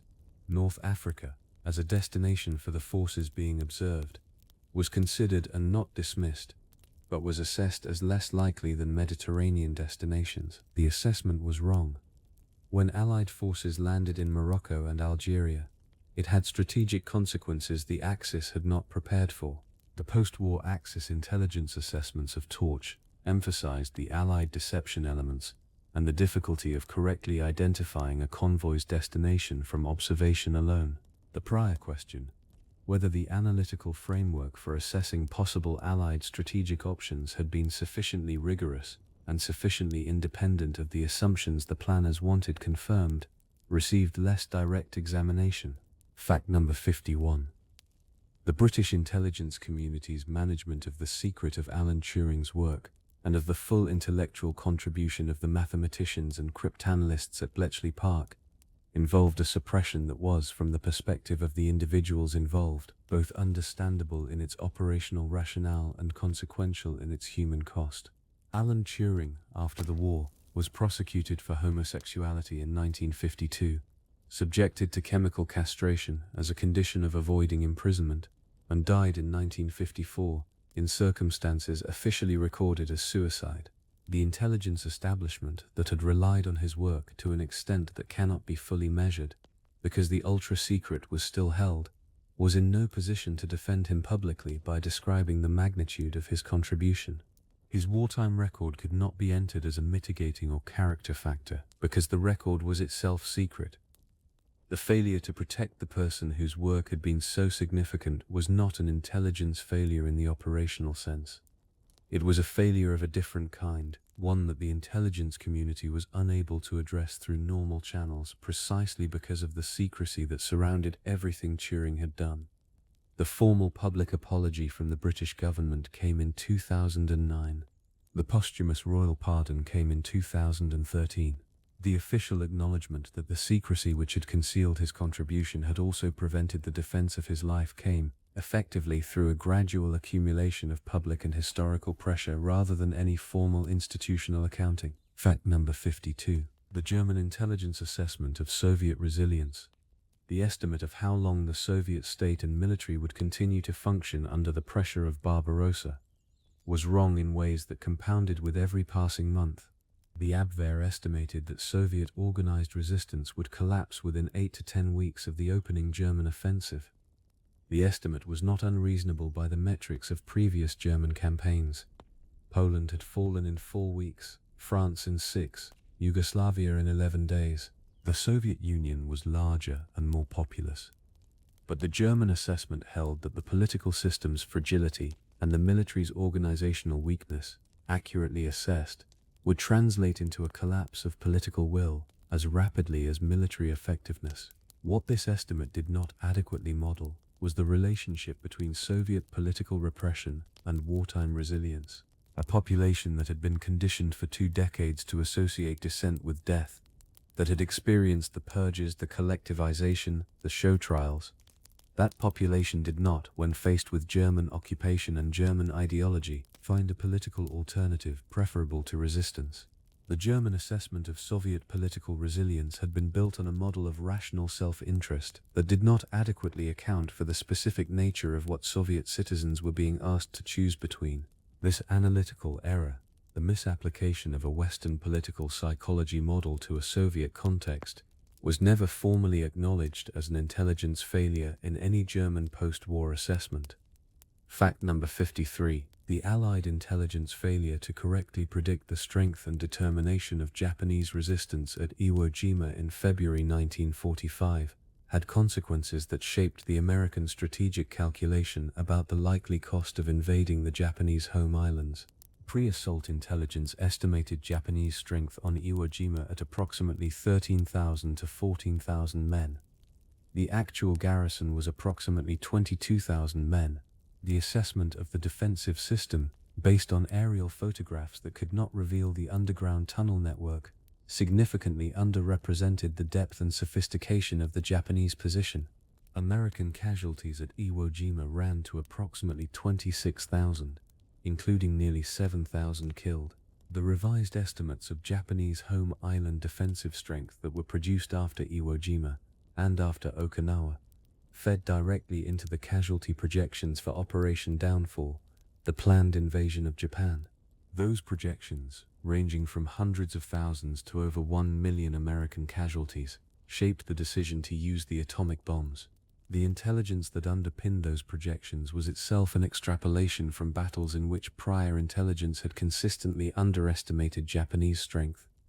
The question of whether the casualty projections for the home island invasion were themselves inflated by the pattern of underestimation in prior operations, and therefore whether the strategic decision based on those projections was made on an adequate intelligence foundation, is one of the more consequential analytical questions in the history of the war. Fact number 54. The British Deception Committee's operation in the Middle East and Mediterranean, controlled from Cairo and responsible for a series of successful strategic deceptions including Operation Bertram before El Alamein, produced intelligence failures of its own that were considerably less publicized than its successes. Several deception operations that were planned and partially executed were compromised before they could achieve their objectives. In some cases, the compromise resulted from poor tradecraft by agents involved in the operation. In others, it resulted from the complexity of running a large deception operation across multiple intelligence services and military commands, with the attendant risk of information leaking through channels that the central deception planners did not control. The Deception Committee's internal records included post-operation assessments that honestly noted where operations had not achieved their objectives and why. These internal assessments were more candid than the public history of Middle East deception operations, which was written substantially by participants and reflected the natural tendency of any memoir or official history to weight successes over failures in the final accounting.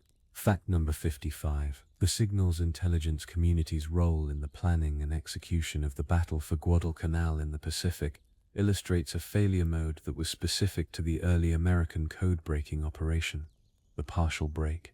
American signals intelligence in 1942 could read portions of Japanese naval communications, but not all of them. The picture produced was fragmentary, valuable, but with gaps that an analyst could not always identify clearly as gaps, rather than as accurately described absences of information. In the naval battles around Guadalcanal, American forces were sometimes ambushed by Japanese naval forces, whose movements had been partially but not fully tracked through signals intelligence. The intelligence had provided information, the information had been acted on, and the picture was still incomplete enough that the action taken on it was sometimes the wrong action. The internal analysis of how to improve the intelligence picture, how to reduce the gaps, how to better characterize uncertainty in analytical assessments, how to communicate partial knowledge in ways that commanders could appropriately discount, was ongoing throughout the Guadalcanal campaign. The failures that resulted from acting on partial intelligence were absorbed into the learning process. They were not, at the time or afterward, foregrounded as intelligence failures in the same way that a complete absence of intelligence might have been. Fact number 56. The German failure to detect the preparations for Operation Overlord, specifically the failure to correctly identify Normandy as the landing site despite multiple intelligence inputs, was compounded by a technical signals intelligence failure that has received less attention than the Fortitude deception. German signals intelligence was monitoring Allied radio traffic in Britain in the period before the invasion, and the traffic was extensive, varied, and appeared to describe a large and complex military organization. What German analysts did not fully appreciate was that a significant portion of the radio traffic they were monitoring was itself false, generated by a network of decoy transmitters and fake radio operators specifically designed to create the electronic signature of formations that did not exist. The fake radio traffic was produced professionally enough that German traffic analysis produced order of battle assessments that were consistent with the inflated Allied strength figures being fed through double agents. The two deception streams, human agent reports and signals traffic, were mutually reinforcing, each apparently confirming the other. The German signals intelligence community's failure to detect the inconsistencies that might have identified the fake traffic as fake was a technical failure, compounded by the fact that the false signals were specifically designed by people who understood German signals intelligence methodology and knew what authentic traffic looked like. Fact number 57. The story of Noel Field, an American State Department official who was a Soviet intelligence contact, illustrates the way intelligence failures can produce cascading consequences that were never anticipated when the original failure occurred. Field had provided assistance to Soviet intelligence during the 1930s and may have continued doing so during the war. After the war, he was arrested in Czechoslovakia in 1949 on suspicion of being an American agent, a charge that was the reverse of his actual history. His arrest was used by Stalin and the Eastern European security services as a pretext for show trials across the Soviet bloc, in which local communist officials were accused of involvement with Field as a Western spy. Dozens of people were arrested, tortured, and in some cases executed based on their supposed connection to Field. The irony that a man with genuine Soviet intelligence connections was being used as evidence of Western espionage was a product of the paranoid cross-currents of post-war intelligence politics. The wartime intelligence relationship that had involved Field was never fully publicly examined. The post-war consequences of that relationship, the show trials, the executions, the decades of imprisonment, entered history as products of Stalinist paranoia rather than as downstream consequences of wartime intelligence failures and relationships.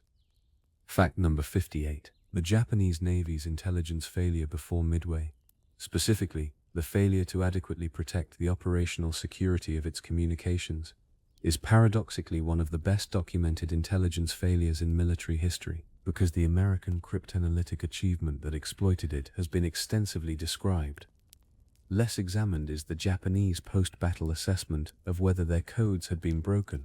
The Japanese Naval General Staff conducted an investigation after Midway into the possibility that the surprise at Midway had resulted from a communications security failure.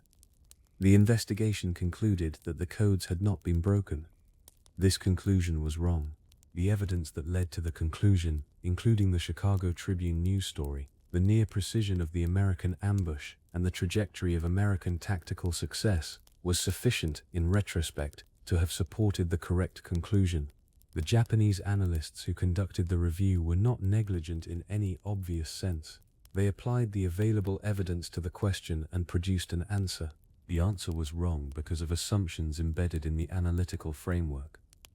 Assumptions about the difficulty of breaking the JN-25 code, and about what American cryptanalytic capability at that stage of the war was realistically able to achieve. The failure was both an analytical failure and a self-confidence failure, the tendency of any organization to overestimate the security of its own systems.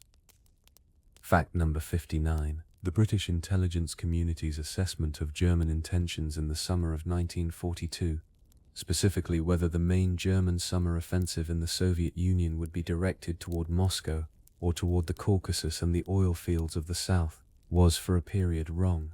A German intelligence courier was killed in a light aircraft crash near Sevastopol, and the documents he was carrying fell into Soviet hands. The documents included material about German operational plans for Case Blue, the southern offensive. The Soviets reported this capture to their British liaison. British intelligence assessed the documents as probably planted, constructed to mislead Soviet planning about the direction of the German attack. The Soviets were inclined to think they were genuine, and they were. The British assessment, driven partly by the difficulty of verifying intelligence produced through such an apparently convenient accident, contributed to analytical uncertainty about German intentions at a critical planning moment. The episode illustrates a recurring problem in intelligence assessment. Genuine intelligence is sometimes exactly as implausible and convenient as fabricated intelligence, and the analytical tools for distinguishing between them are imperfect. The British assessment error was documented in internal records. It was not a feature of the published British official intelligence history's treatment of that period. Fact number 60. The OSS's operations in the Far East were characterized by tensions with existing intelligence structures, particularly with General MacArthur, who controlled the Southwest Pacific area and who was deeply reluctant to allow OSS operations within his theater. MacArthur maintained his own intelligence operation, the Allied Intelligence Bureau, and he resisted the OSS with a consistency that limited American intelligence capabilities in his area of operations. The intelligence picture in MacArthur's theater was consequently less comprehensive than in other theaters where OSS operations were permitted. Several operations that might have provided valuable intelligence were either not conducted or were conducted with insufficient resources because of the organizational friction. The consequences of this gap, what was not known as a result of intelligence operations that were not conducted, are inherently difficult to quantify.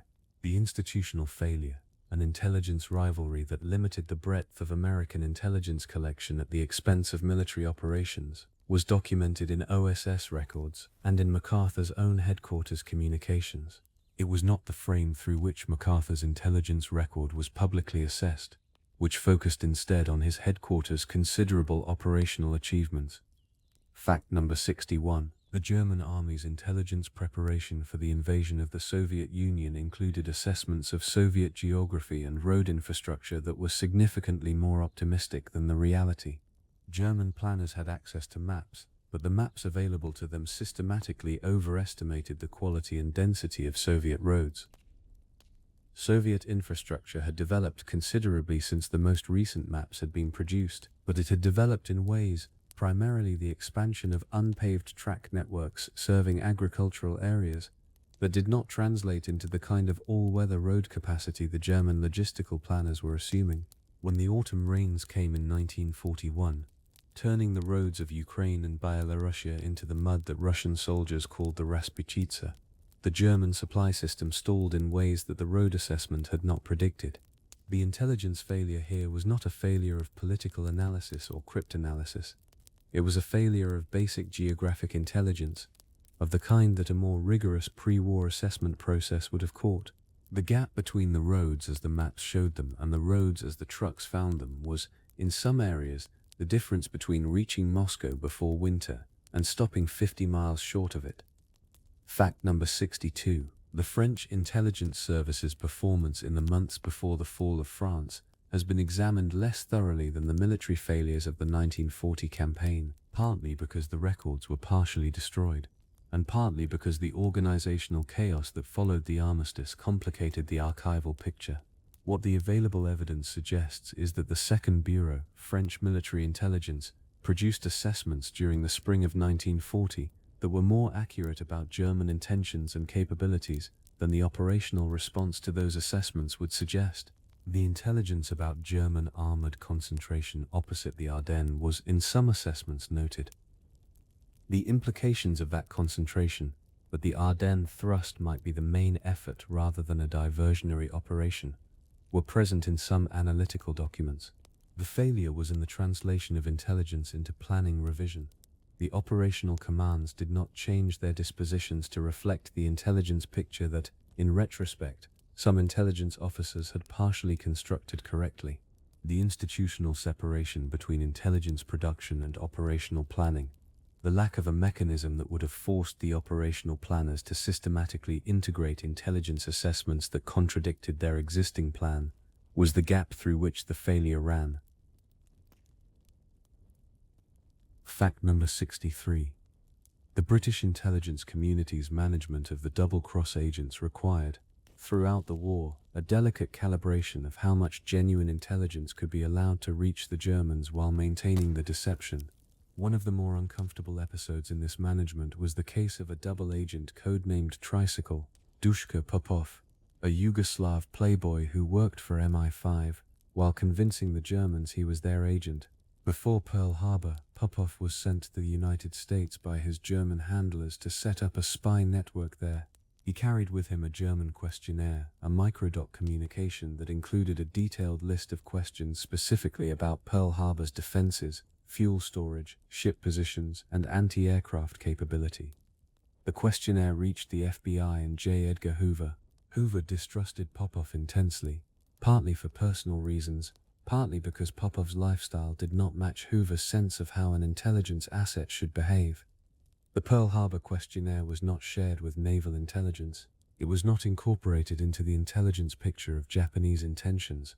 After Pearl Harbor, the failure to share and act on the questionnaire was a matter of internal discussion.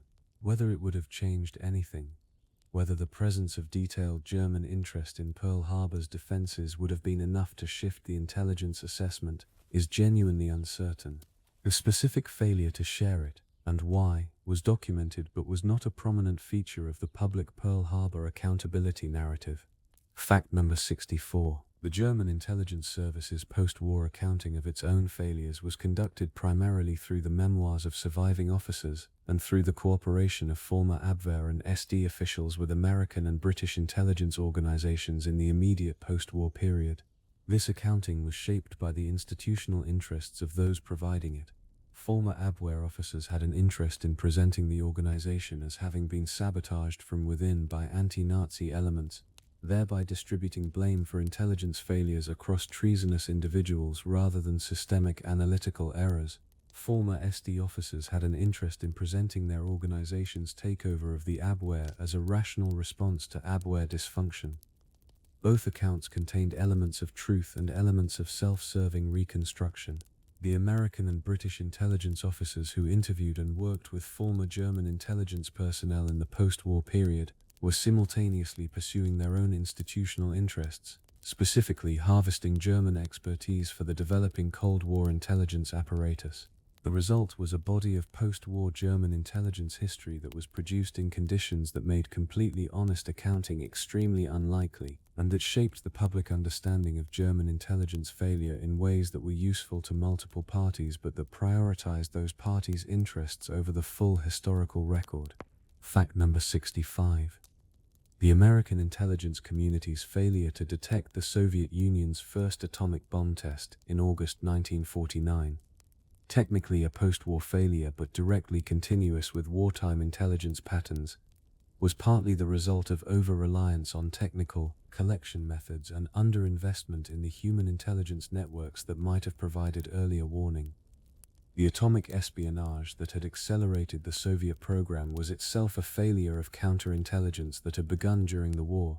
When the Soviet test occurred, the American intelligence community's assessment had held that the Soviets would not achieve a successful atomic test before 1951 at the earliest. The test occurred 2 years ahead of that estimate. The surprise was partly explained by the information the Soviet intelligence program had extracted from the Manhattan Project, but it was also partly the result of an intelligence assessment that had not adequately accounted for the Soviets' indigenous scientific capability. The pattern, the systematic underestimation of Soviet technical and industrial capability, was the same pattern that had shaped German intelligence failures before Barbarossa, though the analogy was not prominently drawn in the American intelligence community's internal assessment of the 1949 surprise. Fact number 66. The signals intelligence support provided to Allied commanders during the Italian campaign produced one of the war's clearest examples of intelligence that was consistently excellent and consistently underutilized. Ultra provided Allied commanders in Italy with detailed and frequently accurate intelligence about German defensive positions, force strengths and reinforcement plans. The Cassino defensive line and its successors were defended by German forces whose dispositions were, in considerable detail, known to Allied command before each assault was launched. The persistent difficulty of the Italian campaign, the slow rate of advance, the high casualty toll, the apparently inexhaustible German ability to hold prepared positions, was not primarily an intelligence failure. The terrain made flanking maneuvers extremely limited. The supply situation constrained operational tempos, and the German defensive skill was real regardless of whether it was anticipated. What is notable is that the intelligence advantage provided by Ultra did not translate into the operational advantage the intelligence should, theoretically, have provided. The analysis of why extraordinary intelligence did not produce extraordinary outcomes in Italy, the gap between intelligence quality and operational result, was a genuine analytical question that the post-war official histories addressed indirectly rather than systematically. Fact number 67. The Japanese intelligence community's failure to maintain reliable assessment of American carrier strength in the Pacific in the first year of the war produced errors that compounded at each major engagement.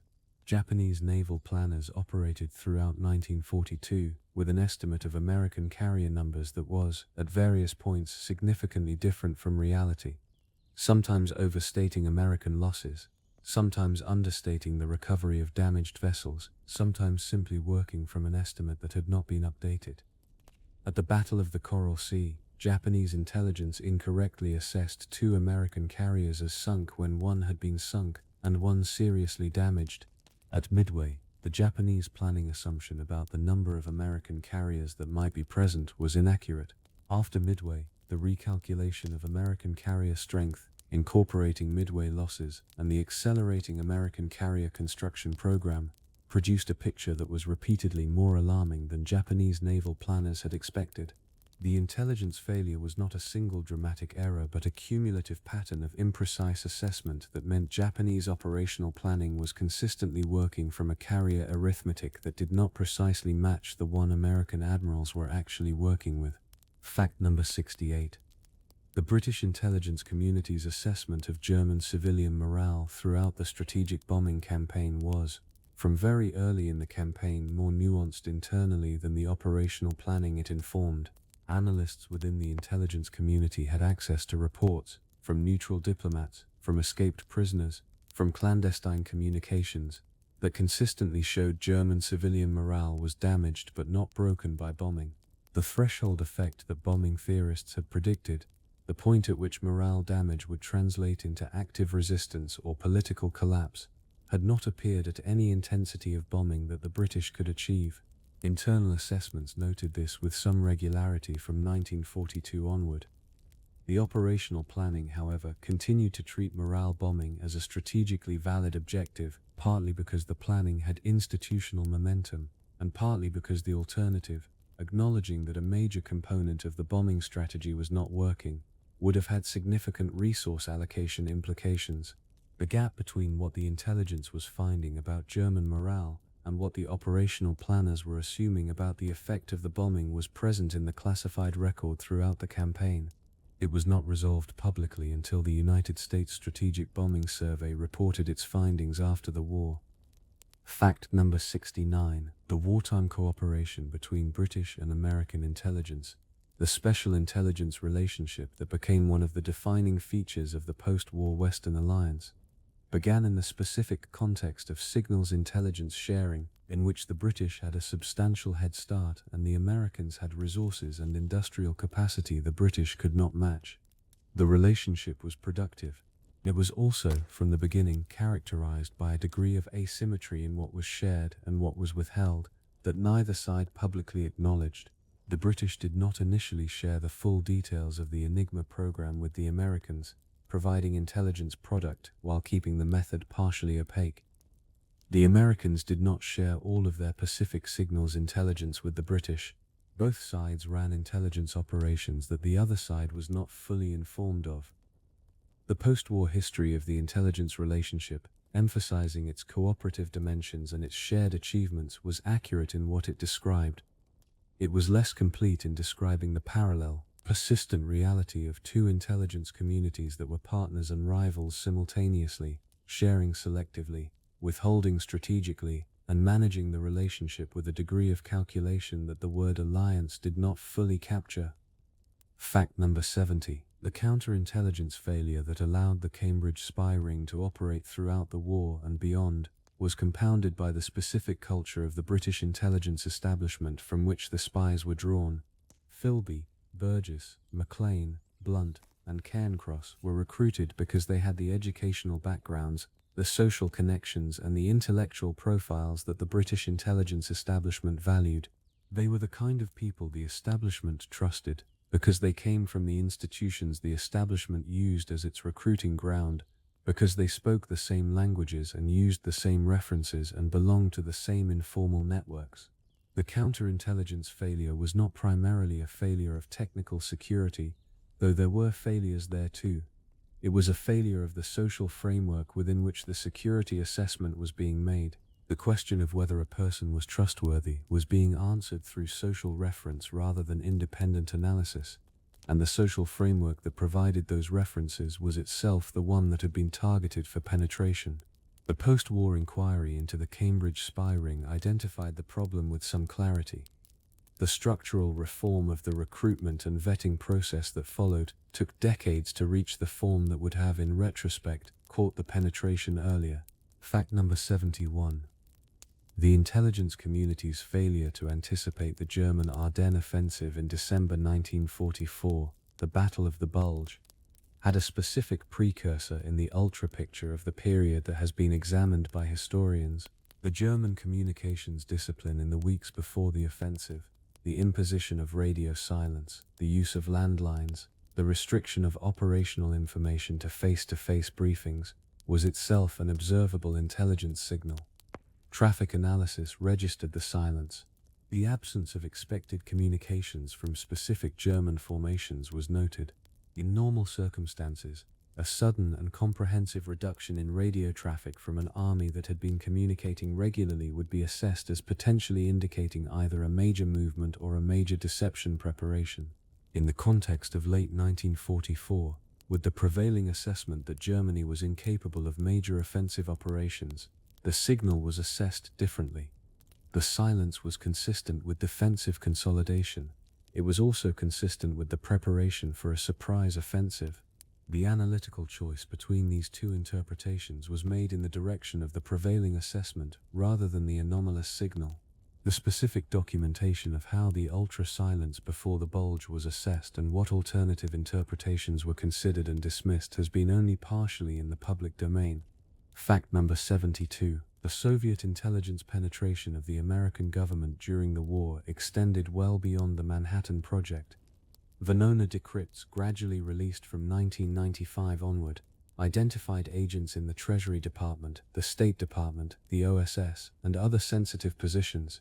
Some of these agents were in positions where they could influence policy as well as collect intelligence. Harry Dexter White, a senior Treasury official and one of the architects of the Bretton Woods monetary system, was identified in Venona as a Soviet intelligence contact. Alger Hiss, a senior State Department official who participated in the Yalta Conference, was similarly identified. The wartime policy decisions made by officials who were simultaneously serving Soviet intelligence interests represented a form of intelligence failure that was different from the standard category of tactical surprise or analytical error. It was the failure of a government to protect the integrity of its own decision-making process from foreign intelligence penetration. The scope of that penetration, how many decisions were influenced, how many positions were shaped by people with Soviet connections, has been partly reconstructed from the Venona material but has not been, and probably cannot be, fully accounted for in precise terms. Fact number 73. The German military's intelligence estimate of the Soviet Union's tank production capacity before Barbarossa was wrong by a factor of approximately 4.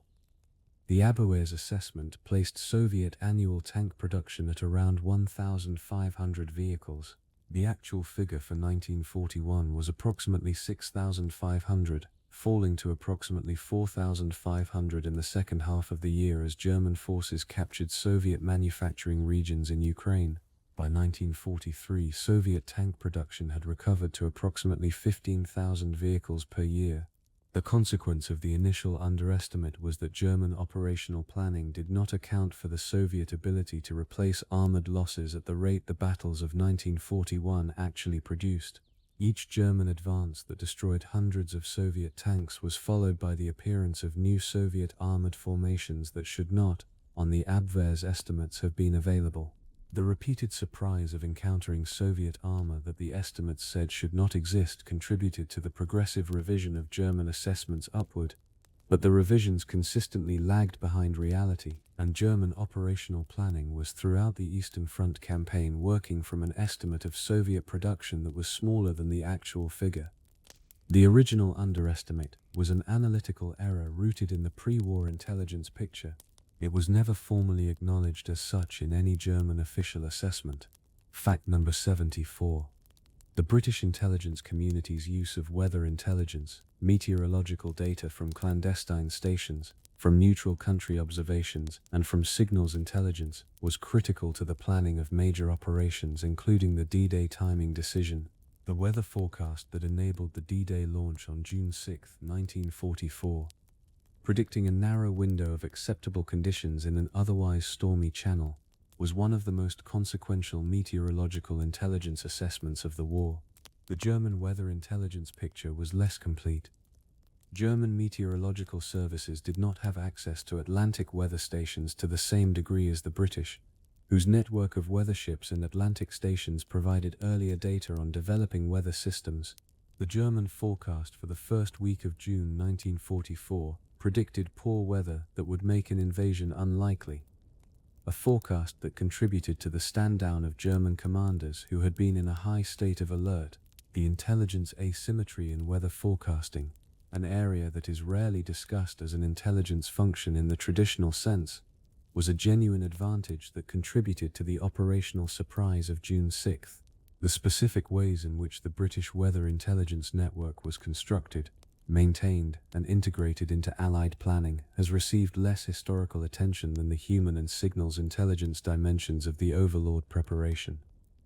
Fact number 75. The Allied intelligence estimate of the atomic bomb's likely effect on Hiroshima, the blast radius, the likely casualty figures, the expected scale of physical destruction, was wrong in one important respect. It significantly underestimated the incendiary effect of the bomb on a city built predominantly of wood. The primary effect estimated was the blast overpressure from the nuclear explosion. Hiroshima was a wooden city. The fire that followed the blast killed many people who had survived the initial explosion but were then overtaken by the secondary conflagration. The integration of fire effects into the casualty estimate, the way in which the physical properties of the target city would multiply the bomb's killing effect, had not been fully incorporated into the pre-mission intelligence assessment. This was not an intelligence failure with consequences for the decision to use the bomb. The decision had been made, and the magnitude of the effect did not change its strategic logic for the people who made it. It was an intelligence failure with consequences for the understanding of what had actually happened and why, which affected the assessment of the second bomb's targeting and the post-war analysis of nuclear weapons effects. The systematic underestimate of the fire effect was documented in the Strategic Bombing Survey's post-war analysis of both atomic attacks. Fact number 76. The German Signals Intelligence Service's partial reading of Soviet military communications during the critical summer of 1943, the Kursk campaign, produced intelligence that Hitler used to justify the postponement of Operation Citadel from its original May date to July. The intercepts indicated that Soviet defensive preparations were more advanced than expected. Hitler used this intelligence to argue for postponement, to allow the delivery of new Panther and Tiger tanks that would, he believed, give the German attack an overwhelming armored advantage. The intelligence about Soviet preparations was accurate. The conclusion drawn from it, that delay would improve the German position, was wrong. Every day of delay allowed the Soviets, who had their own intelligence picture of the planned German offensive derived partly from the Lucy network, to deepen and extend their defenses. The Soviet defensive system at Kursk became, by July 1943, the most elaborate anti-tank defensive position in history. The German attack on that position failed. the intelligence had been used. It had informed the decision to wait, but it had been used in service of an assumption that the armored advantage of the new tanks would be decisive, that the intelligence did not actually support. The decision to postpone Citadel based on intelligence was documented. The analysis of whether the intelligence had been used correctly, or whether it had been used to justify a decision already preferred on other grounds, was not a prominent feature of the post-war German military assessments of Kursk. Fact number 77. The wartime relationship between the Office of Strategic Services and the British SOE was marked by genuine cooperation and by persistent tension over spheres of influence, operational priorities, and the degree to which American intelligence was being guided by British strategic interests. The Americans, as the junior partner in the intelligence relationship, were sometimes channeled into operations that served British imperial or strategic goals alongside Allied war objectives. Several OSS officers who worked closely with SOE in the Balkans, in Southeast Asia, and in the Middle East developed the view that British intelligence was using the joint operational framework to advance British political interests in post-war arrangements, interests that were not always identical to American interests. The specific cases in which OSS operations were shaped, constrained, or redirected by British guidance in ways that served British rather than general Allied objectives were documented in OSS after-action reports and in the private correspondence of OSS officers. They were not a prominent feature of the official history of OSS-SOE cooperation, which emphasized the partnership's considerable operational achievements. The tension, real, documented, and arguably consequential for post-war intelligence relationships, was the background against which the cooperation took place rather than the foreground through which it was typically described. Fact number 78. The German intelligence assessment of American military capability after Pearl Harbor was shaped by an ideological framework that systematically distorted what the evidence showed. Hitler's view of American society as decadent, politically divided, racially mixed in ways that he believed undermined military effectiveness, and fundamentally unable to sustain the political will required for a serious war effort, informed the German intelligence estimate of how quickly and how effectively the United States would mobilize. This view was not merely Hitler's personal prejudice. It was reflected in the assessments produced by the German diplomatic and intelligence services, which operated within a political culture that rewarded confirmation of the leader's existing views.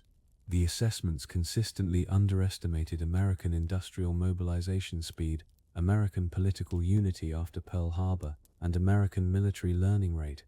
By 1943 and 1944, the evidence of American capability was impossible to ignore. The process of revising the estimates, of acknowledging that the ideological framework had produced wrong predictions, was handled within the German intelligence system by updating specific figures while leaving the underlying analytical framework largely intact. The root cause of the systematic errors, the ideological distortion of the assessment process, was not addressed. Fact number 79. The Allied strategic bombing survey teams that entered Germany after the surrender in 1945 discovered that the intelligence estimates of damage to German oil production had been considerably more accurate than intelligence estimates of damage to other target categories. The oil offensive of 1944, when it was finally prioritized, had worked substantially as the intelligence assessments had predicted. What the survey teams also found was that the earlier phases of the bombing campaign, the area bombing of German cities, the attacks on aircraft production, the raids on ball-bearing facilities, had been considerably less effective than the intelligence-based targeting assessments had estimated. In several cases, the production systems that had been targeted had shown remarkable resilience, dispersal capacity, and recovery speed that the pre-raid intelligence assessments had not incorporated. The survey's findings were published, and they were honest. The specific question the findings posed, why the pre-raid intelligence estimates had been systematically wrong for specific target categories over multiple years of operations, was addressed in general terms by the survey. The institutional accountability question, which intelligence analysts had produced the flawed estimates, how those analysts had been chosen, and what the analytical process had been, was not the frame through which the survey reported its findings. Fact number 80. The intelligence failure represented by Operation Grief, the German operation during the Ardennes offensive that used English-speaking German soldiers and captured American uniforms and vehicles to cause disruption behind Allied lines, had a consequence completely disproportionate to the operation's actual military effect. A small number of German soldiers in American uniforms were captured, and under interrogation they mentioned a plan to reach Paris and assassinate General Eisenhower. The plan was almost certainly either not real or not seriously intended, but the intelligence assessment of its credibility led to a substantial security operation around Eisenhower's headquarters, including restrictions on his movement that confined him effectively to his own facility for weeks. Eisenhower, commanding the largest military operation in history during its most critical phase, was limited in his ability to visit subordinates and conduct the informal consultations that were part of his command style. Because an intelligence assessment had taken a rumor from an interrogation and treated it as a credible threat. The specific process by which the Eisenhower assassination intelligence was assessed, the level of confidence assigned to it, and the decision chain that resulted in the extensive security measures were documented internally. The broader question, whether the intelligence assessment had been proportionate to the actual threat, was not formally revisited after the Ardennes campaign concluded. Fact number 81. The Italian OVR, Mussolini's political secret police, ran intelligence operations throughout the war that were characterized by the same failure mode as the political intelligence services of other authoritarian states, the systematic production of assessments that confirmed what the leadership wanted to believe. OVR's intelligence on domestic dissent was reasonably functional. Identifying, monitoring, and suppressing anti-fascist activity was its primary purpose, and it performed that purpose effectively. Its intelligence on foreign military and political affairs was significantly less reliable, shaped by the same optimistic distortions that affected Italian military intelligence. Italian intelligence about British strength and will in North Africa, for example, was consistently more optimistic from the Italian perspective than the evidence warranted. Reports that might have led to a more cautious strategic posture were filtered through an assessment process that understood the political cost of pessimistic conclusions. When the tide turned against Italy and the internal security reports began to show genuine erosion of civilian and even military morale, OVRA was in the position of having to report to a leadership that had been receiving optimistic assessments for years. The credibility of the pessimistic reports, when they could no longer be avoided, was compromised by the history of optimism that had preceded them. Fact number 82. The British SOE's circuits in France, the individual agent networks operating in occupied territory, suffered from an intelligence failure at the source level that was distinct from the German penetration operations that destroyed some of them. The failure was the tendency of some networks to grow too large and too interconnected, such that the arrest of one member created a vulnerability that ran through the entire structure. SOE training emphasized compartmentalization, the principle that each agent should know as little as possible about other agents and other networks, so that a captured agent could not, even under torture, provide information that would unravel the entire operation. The compartmentalization principle was sound. Its implementation in the field was imperfect. The social and operational dynamics of clandestine work in occupied France created natural pressures toward connection and mutual support that worked against the security isolation the training had prescribed. Agents who knew each other from training, who shared safe houses, who relied on the same couriers and the same escape routes, were more connected than the ideal compartmentalization model required. When the German security services began rolling up specific circuits, the connections between arrested agents and other members of the network sometimes allowed the damage to spread further than it should have. The SOE's internal analysis of circuit security was conducted throughout the war, but the structural pressures that consistently undermined compartmentalization, the operational requirements of clandestine work, were not solvable within the constraints of what agents could realistically be asked to do. Fact number 83. The German naval intelligence assessment of Allied convoy escort capabilities in 1942, specifically the assessment of the threat posed by Allied maritime patrol aircraft, was consistently optimistic in a way that contributed to the U-boat command's reluctance to accept the need for fundamental tactical changes. The availability of long-range patrol aircraft over the Atlantic and the closing of the mid-Atlantic air gap, through which U-boats had operated with relative impunity, was a threat whose significance Donitz's command was slow to fully incorporate into tactical doctrine. Intelligence about Allied aircraft production rates, about the deployment of escort carriers, and about the development of airborne radar that would allow aircraft to detect surface submarines at night, was available through various channels. The incorporation of this intelligence into a realistic assessment of the changing tactical environment of the Atlantic was delayed by institutional factors: the submarine command culture that valued offensive action, the confidence built by the successes of the Second Happy Time, and the difficulty of revising a tactical doctrine that had been producing results. The May 1943 crisis, when Dönitz temporarily withdrew U-boats from the North Atlantic after catastrophic losses, was the point at which the intelligence finally translated into doctrine change. The process by which the intelligence had been available and not acted upon for the preceding months was not the subject of any formal German assessment that has entered the public record. Fact number 84. The Allied intelligence community's picture of the German army's strength on the Eastern Front was shaped throughout the war by the difficulty of assessing the scale and pace of Soviet attrition, as well as German losses. Both sides were experiencing massive casualties, and the net effect on the military balance was difficult to calculate from the intelligence available in Washington or London. American assessments of the Eastern Front balance in 1942 and 1943, which informed Allied strategic decisions about when and where to open a second front, were working from intelligence pictures of both the German and Soviet sides that were imprecise in their detail and potentially inaccurate in their overall conclusions. The specific question of when the German army on the Eastern Front crossed the threshold from a force capable of decisive offensive action to one capable only of costly defensive resistance was one that Allied intelligence analysts were trying to answer in real time, with incomplete information, in the context of tremendous strategic pressure to commit to a major Western offensive at the right moment.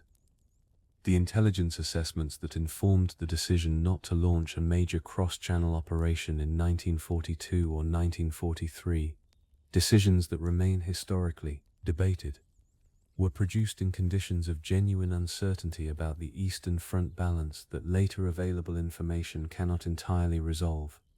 Fact number 85. The management of Agent Garbo, Juan Pujol Garcia, after the D-Day operation illustrates a specific dimension of intelligence failure that rarely receives attention: the failure to close an operation at the right moment. After D-Day, Garbo's primary utility, maintaining the German belief that a second, larger landing was coming at Pas-de-Calais, had been successfully achieved.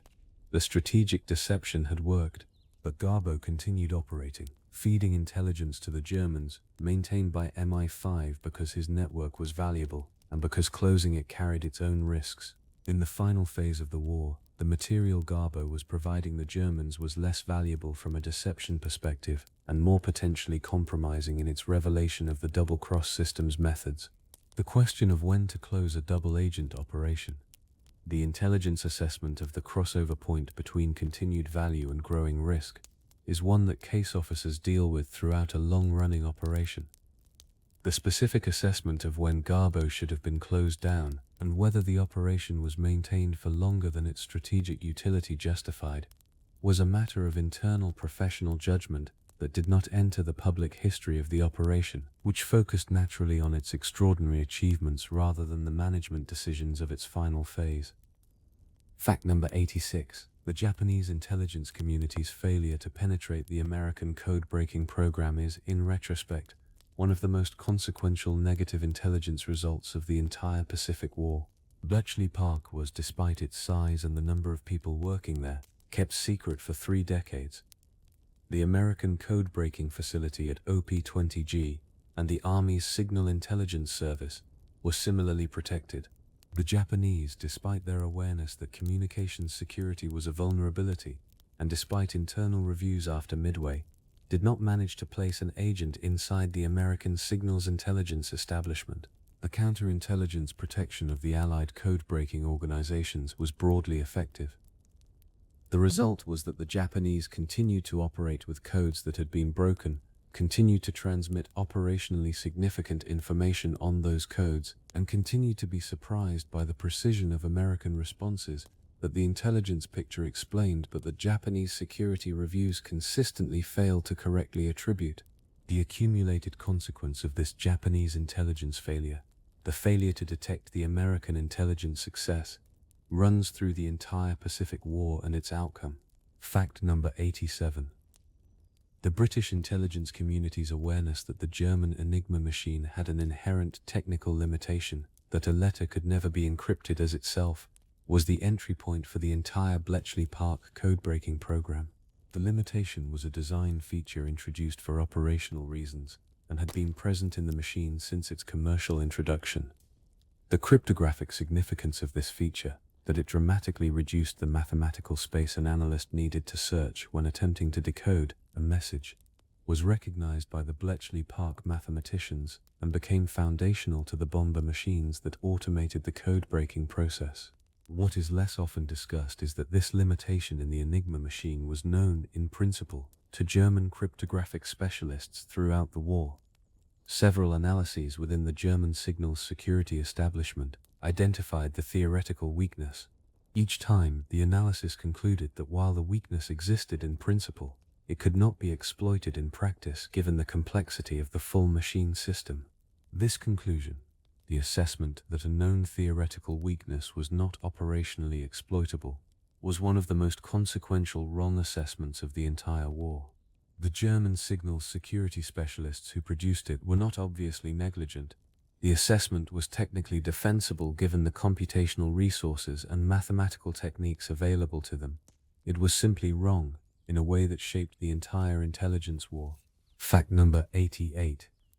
The French Deuxième Bureau's intelligence reports in the months before the fall of France included a document, the assessment of German armored doctrine produced by Major de Gaulle's studies of mobile warfare, that predicted, with considerable accuracy, the tactical approach the Germans would use in May 1940. De Gaulle had published his arguments for mechanized warfare in 1934, and had continued pressing them through official channels.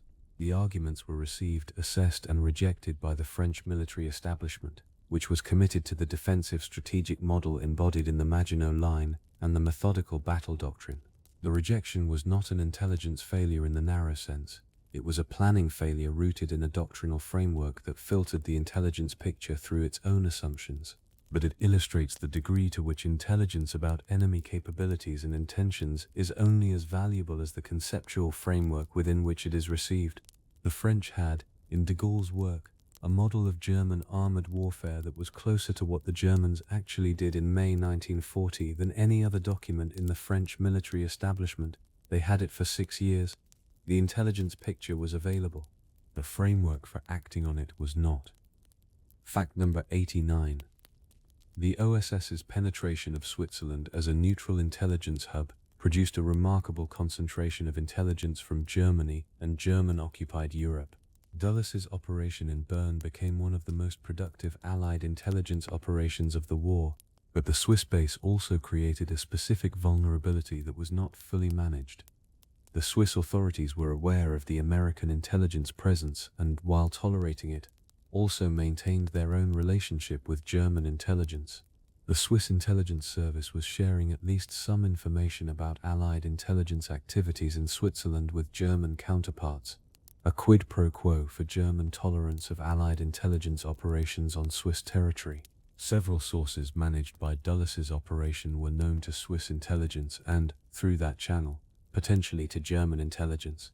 The degree to which the Swiss intelligence sharing arrangement compromised specific Bern operations was assessed internally, and was a factor in how sources were managed and what they were asked to provide.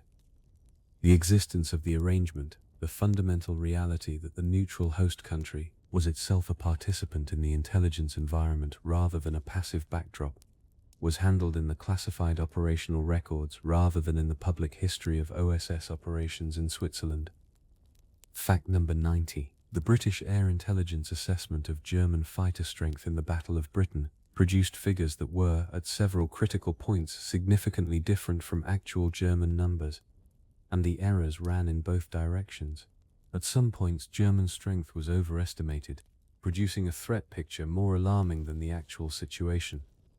At other points, and in certain areas of aircraft type and capability, German strength was underestimated. The Luftwaffe intelligence section that produced assessments of RAF strength was similarly imprecise. Both sides were operating during the Battle of Britain with intelligence pictures of opposing air strength that were uncertain, often outdated, and shaped by the difficulty of reliable damage assessment. The fundamental problem of knowing how many aircraft had been destroyed on the other side when both sides were claiming kills at rates that could not both be accurate. The RAF's own loss and victory accounting was, for much of the battle, imprecise enough that Fighter Command's operational picture of the balance was itself partially based on numbers that required subsequent correction. The internal RAF assessments of intelligence accuracy during the Battle of Britain were part of the post-battle analysis, and the conclusions fed into improvements in the damage assessment methodology.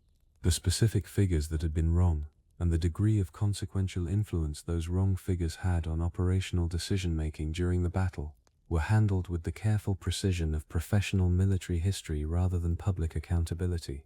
Fact number 91. The question of German intelligence penetration of Allied planning for the Italian armistice negotiations is one of the less fully resolved intelligence questions of the war. The armistice was negotiated in secret over several weeks in August 1943. The secrecy was imperfect. It was too widely known within the Italian government, and Italian government security was not reliable. German intelligence received indications that armistice negotiations were underway well before the formal announcement on September 8. The German response, the pre-preparation of Operation AXA, the plan to disarm Italian forces and occupy Italy immediately upon armistice, was so swift and comprehensive that it could not have been improvised in the hours after the announcement. German intelligence had at minimum assessed the armistice as highly likely, and at maximum had received specific intelligence about its timing. The specific source of the German foreknowledge, whether it came from Italian informants, from signals intelligence, from observation of Italian military movement, or from some combination, has not been fully established in the publicly available historical record. The Italian armistice intelligence failure, and what it led to, the immediate occupation of Italy, the disarmament of Italian forces, the massacres at Kefalonia and elsewhere, was one of the most consequential intelligence compromises of the Mediterranean campaign. Fact number 92. The American intelligence community's assessment of Chinese Communist Party military capability and political intentions during the war, produced partly through the Dixie Mission, the American Military Observer Group sent to Yan'an in 1944, was one of the more politically fraught intelligence pictures of the entire conflict. The mission's reports were broadly positive about communist military effectiveness and candid about nationalist military inefficiency. These assessments were accurate as intelligence product. They were received in a political context in Washington where the assessment of Chinese factions had profound implications for the post-war settlement, and where the intelligence picture competed with political pressures associated with the Nationalist Alliance. The intelligence officers who produced honest assessments of communist capability and nationalist dysfunction were later, in the atmosphere of the early Cold War, accused of having been communist sympathizers who had produced biased reporting.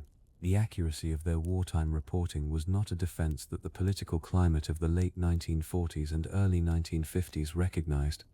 Several were dismissed or forced out of government service. The intelligence failure, in this case, was not in the production of the intelligence but in the system that received and processed it, and in the subsequent institutional failure to protect the analysts who had provided accurate assessments from political punishment for that accuracy. Fact number 93. The German intelligence community's failure to detect the Allied deception operation before D-Day extended to a failure to adequately evaluate the captured documents that might have revealed it. At various points in the war, Allied documents were captured that touched on aspects of the deception planning, references to non-existent formations, to planning processes associated with the fake First United States Army Group, to aspects of the communication and radio traffic program that supported Fortitude. German intelligence analysts received these documents and processed them. The most likely explanation for their failure to extract from captured documents the information that would have revealed the deception is not that the analysts were incompetent, but that the information was embedded in a context of other genuine material, that the signals indicating deception were subtle rather than obvious, and that the analytical framework in place was oriented toward confirming the existing intelligence picture rather than questioning it. The captured document analysis that should have raised red flags about the Allied order of battle consistently failed to do so, not because the documents were not read, but because they were read within an interpretive framework that was itself the product of the deception's prior success. Fact number 94. The Soviet intelligence community's wartime penetration of the Vatican, one of the most sensitive sources of political intelligence in Europe given the Church's presence in virtually every country involved in the war, has been partially documented through the gradual release of Soviet intelligence archives and through historical work on Vatican records of the same period. Soviet intelligence maintained contact with individuals inside or connected to Vatican circles who provided information about diplomatic communications, about the Church's political positions, and about the content of discussions the Vatican was facilitating between various parties. The Vatican was simultaneously a target for German intelligence, for Allied intelligence, and for the intelligence services of multiple neutral countries. The intelligence competition around the Vatican, as an institution that had unique access to information across all the war's fronts and factions, was conducted without any of the parties involved acknowledging the other's presence in the same space. The full picture of what each intelligence service knew about Vatican diplomatic activity during the war remains only partially assembled from the archives of the relevant organizations, most of which have not been fully opened. Fact number 95. The Allied intelligence community's management of the information derived from the breaking of Japanese diplomatic codes, specifically the intelligence about Japanese diplomatic approaches through neutral countries in the months before the end of the war, is one of the most sensitive areas of the war's intelligence history. American signals intelligence had broken Japanese diplomatic codes by 1944 and was reading communications between Tokyo and Japanese diplomats in neutral Switzerland, Sweden, and Portugal. These communications included references to Japanese interest in exploring the conditions under which a peace settlement might be reached. The intelligence about Japanese diplomatic soundings was available to American policymakers.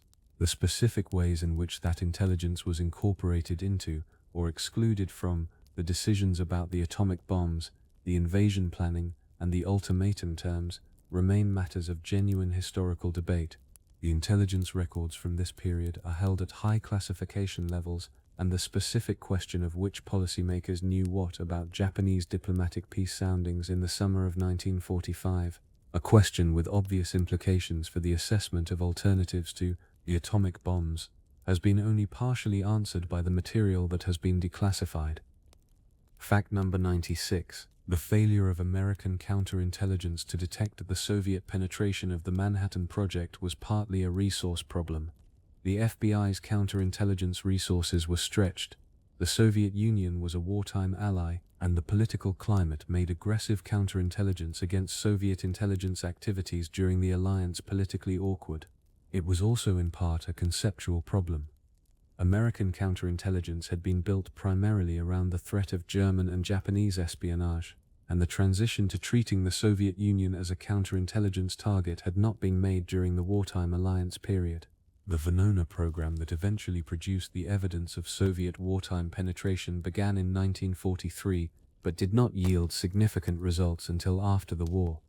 The gap between the beginning of the program and the first actionable intelligence it produced was measured in years. During that gap, the Soviet penetrations continued.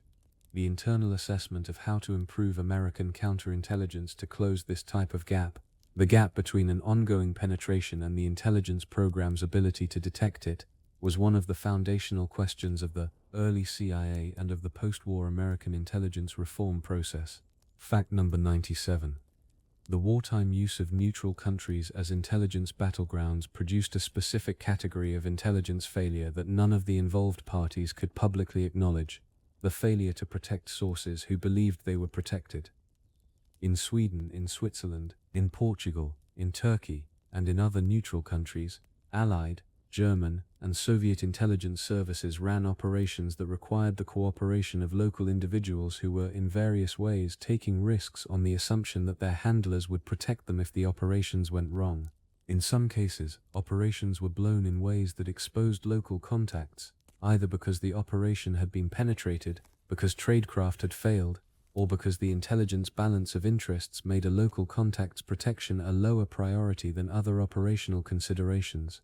The individuals who were exposed, who were arrested by local authorities, pressured by German intelligence, or in some cases killed, became in the classified records of the operations they had supported, entries in the loss column of the after-action assessment.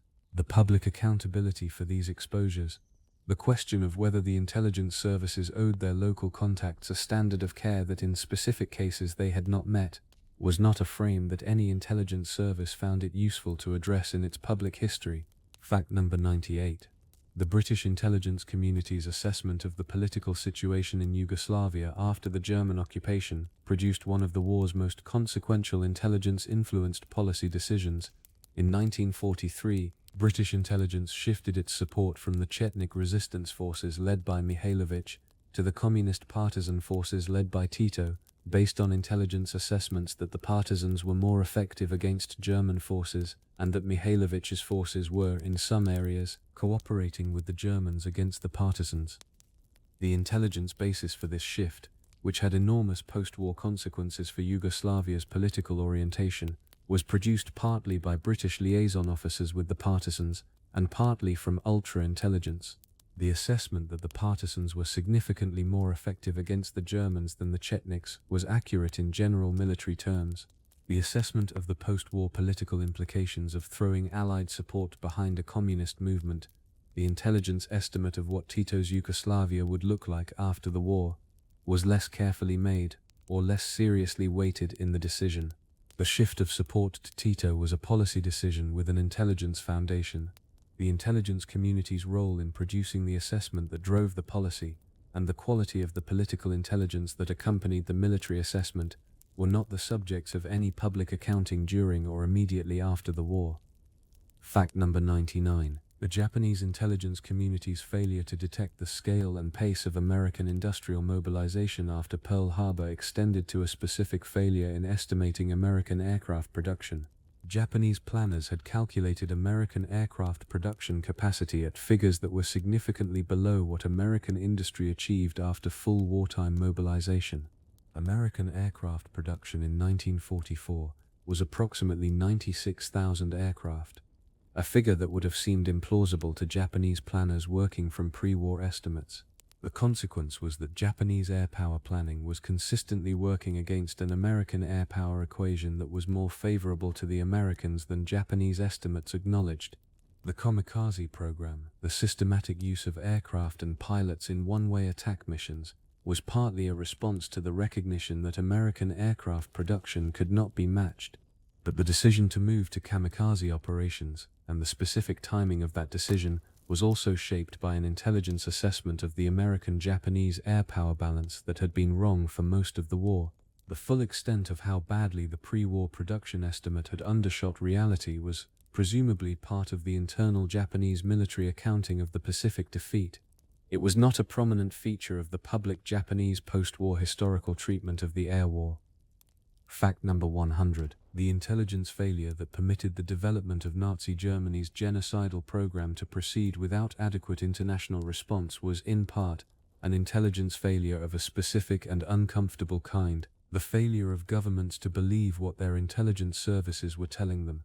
By 1942, the broad outlines of the final solution were known to Allied governments from a variety of sources: resistance reports, escaped prisoners, intercepted German communications, neutral diplomatic reporting. The British government issued a joint Allied declaration in December 1942 confirming that the systematic murder of European Jews was occurring. The declaration was accurate and made in good faith. The intelligence picture that underlay it was sufficient in its specifics to support a detailed understanding of the genocide's scale and method. What the intelligence did not produce, what the governments receiving it chose not to do, was a proportionate emergency response. The intelligence was real. The policy response was limited. The gap between the two was not an intelligence gap. The information was there. It was a gap between intelligence and political will that the intelligence community of any country exists to inform but cannot replace. The question of what intelligence services owe to the truths they carry, and what happens when governments receive those truths and choose to do relatively little, is the most difficult question this collection of facts can end with. Fact number 101. The full history of wartime intelligence, what was known, by whom and when, is still being written. Archives in Britain, the United States, Russia, Germany, Israel, France, and elsewhere are still being opened, reviewed, and released, and each release adds to a picture that has been shaped for 8 decades by the decisions of governments, institutions, and individuals about what to acknowledge, what to classify, and what to allow to remain permanently unread.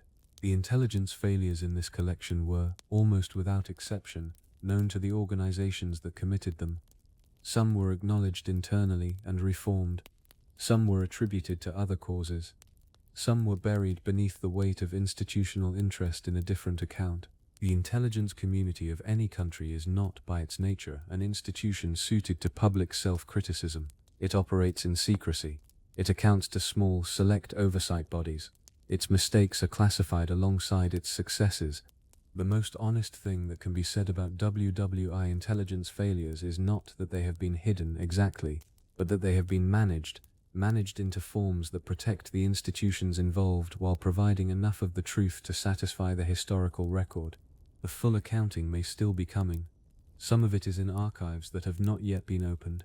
Some of it is in files that have been quietly destroyed. And some of it lives in the gap between what the documents say and what actually happened. A gap that intelligence by its very nature was designed to fill, and that it sometimes, inevitably made wider. There is a quietness to intelligence failure that distinguishes it from other kinds of wartime disaster. When a battle is lost, the landscape bears witness. The silence of a broken front, the retreat of armies, the change of a city's flag, these are visible, public, legible in their consequences. An intelligence failure, by contrast, does its worst work in space before the event. It fails before the bombs fall, before the troops land, before the ships are torpedoed. Its damage is measured in what happened that might not have happened. A category of loss that does not appear on any formal casualty list. The 101 facts in this collection have moved through that space. The space between what was known and what was done with what was known, between what the evidence showed and what the analyst concluded, between what the intelligence service admitted and what it quietly revised or buried. They reach from the technical failures of signals intelligence, the miscalculation of a code's security, the overestimate of a bomb's precision, to the political failures of assessment, the briefing that confirmed what the leader wanted to hear, the report that was modified on the way up through the chain of command. What connects them is something simpler than incompetence and more persistent than bad luck. It is the structural difficulty of making an institution honestly tell itself things it does not want to know. The German Abwehr did not want to know that its British agent network was entirely controlled by the British. Soviet military intelligence did not want to tell Stalin that the Barbarossa warnings were credible. American intelligence did not want to know that its Manhattan Project had been thoroughly penetrated. British intelligence did not want to know that its most senior officer was a Soviet agent. These were not failures of individual courage or intelligence. They were failures of institutional culture, of the way organizations process information that threatens their own self-image, their own assessments, their own previously stated conclusions. What makes this pattern difficult to look at directly is that it is not a wartime phenomenon. It is a permanent feature of intelligence work, and, more broadly, of any organization that collects information about the world and is then asked to produce conclusions that bear on consequential decisions. The pressures that shaped Abwehr's assessments of Allied order of battle in 1944, the tendency to confirm existing frameworks, the reluctance to revise conclusions that had been previously accepted, the institutional cost of being the analyst who says the opposite of what everyone else is saying. These pressures are recognizable. They appear in any institution where analysis is done and where the analysts work within a social structure that rewards conformity and punishes disruptive conclusions. The intelligence officers who made the mistakes in this collection were, in most cases, intelligent people working hard within the information and institutional constraints they faced. Many of the mistakes were defensible at the time. The British assessment that the Crete intelligence was too good to be real, the German assessment that the Ardennes Code silence meant defensive consolidation rather than offensive preparation, the American assessment that the radar blip was probably American B-17s. In each case, the prior experience justified the conclusion. It simply happened that the prior experience was the wrong guide to this particular moment. The war ended. The organizations that had failed were not dissolved. They were reformed, renamed, expanded, and in many cases given larger budgets and broader mandates. The intelligence community that emerged from the Second World War was shaped by both its successes and its failures, but the failures were more influential in ways that were less visible. The lessons that were drawn from Ultra's success, the value of signals intelligence, the importance of protecting sources, the potential of systematic code breaking, were institutionally absorbed and became foundational. The lessons that were drawn from the double-cross system, the value of turning the enemy's intelligence apparatus against itself, were similarly absorbed.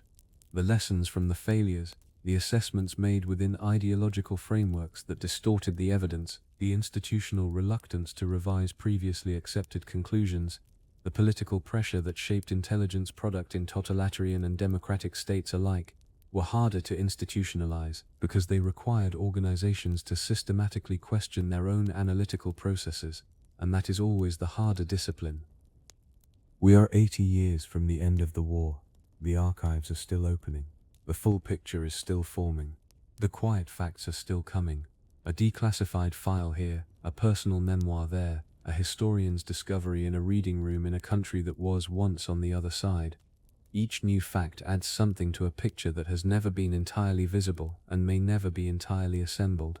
What we have is enough to know that the intelligence war was as consequential as the military war, that it was conducted at every level by people who were trying to do their jobs within systems that were sometimes trying to do theirs, and that the failures were built into those systems in ways that the people inside them could only partially see. The last thing to say is the quietest. The intelligence failures in this collection did not happen in the dark. They happened in offices, in reading rooms, in the margins of reports that were read by capable people and then filed, amended, or set aside. The truth was often in the room. What was missing was not the information. It was the particular courage, institutional, individual, and sometimes genuinely rare, to say clearly what the information showed, regardless of what it was convenient to believe. Rest now. The files are closed for the night.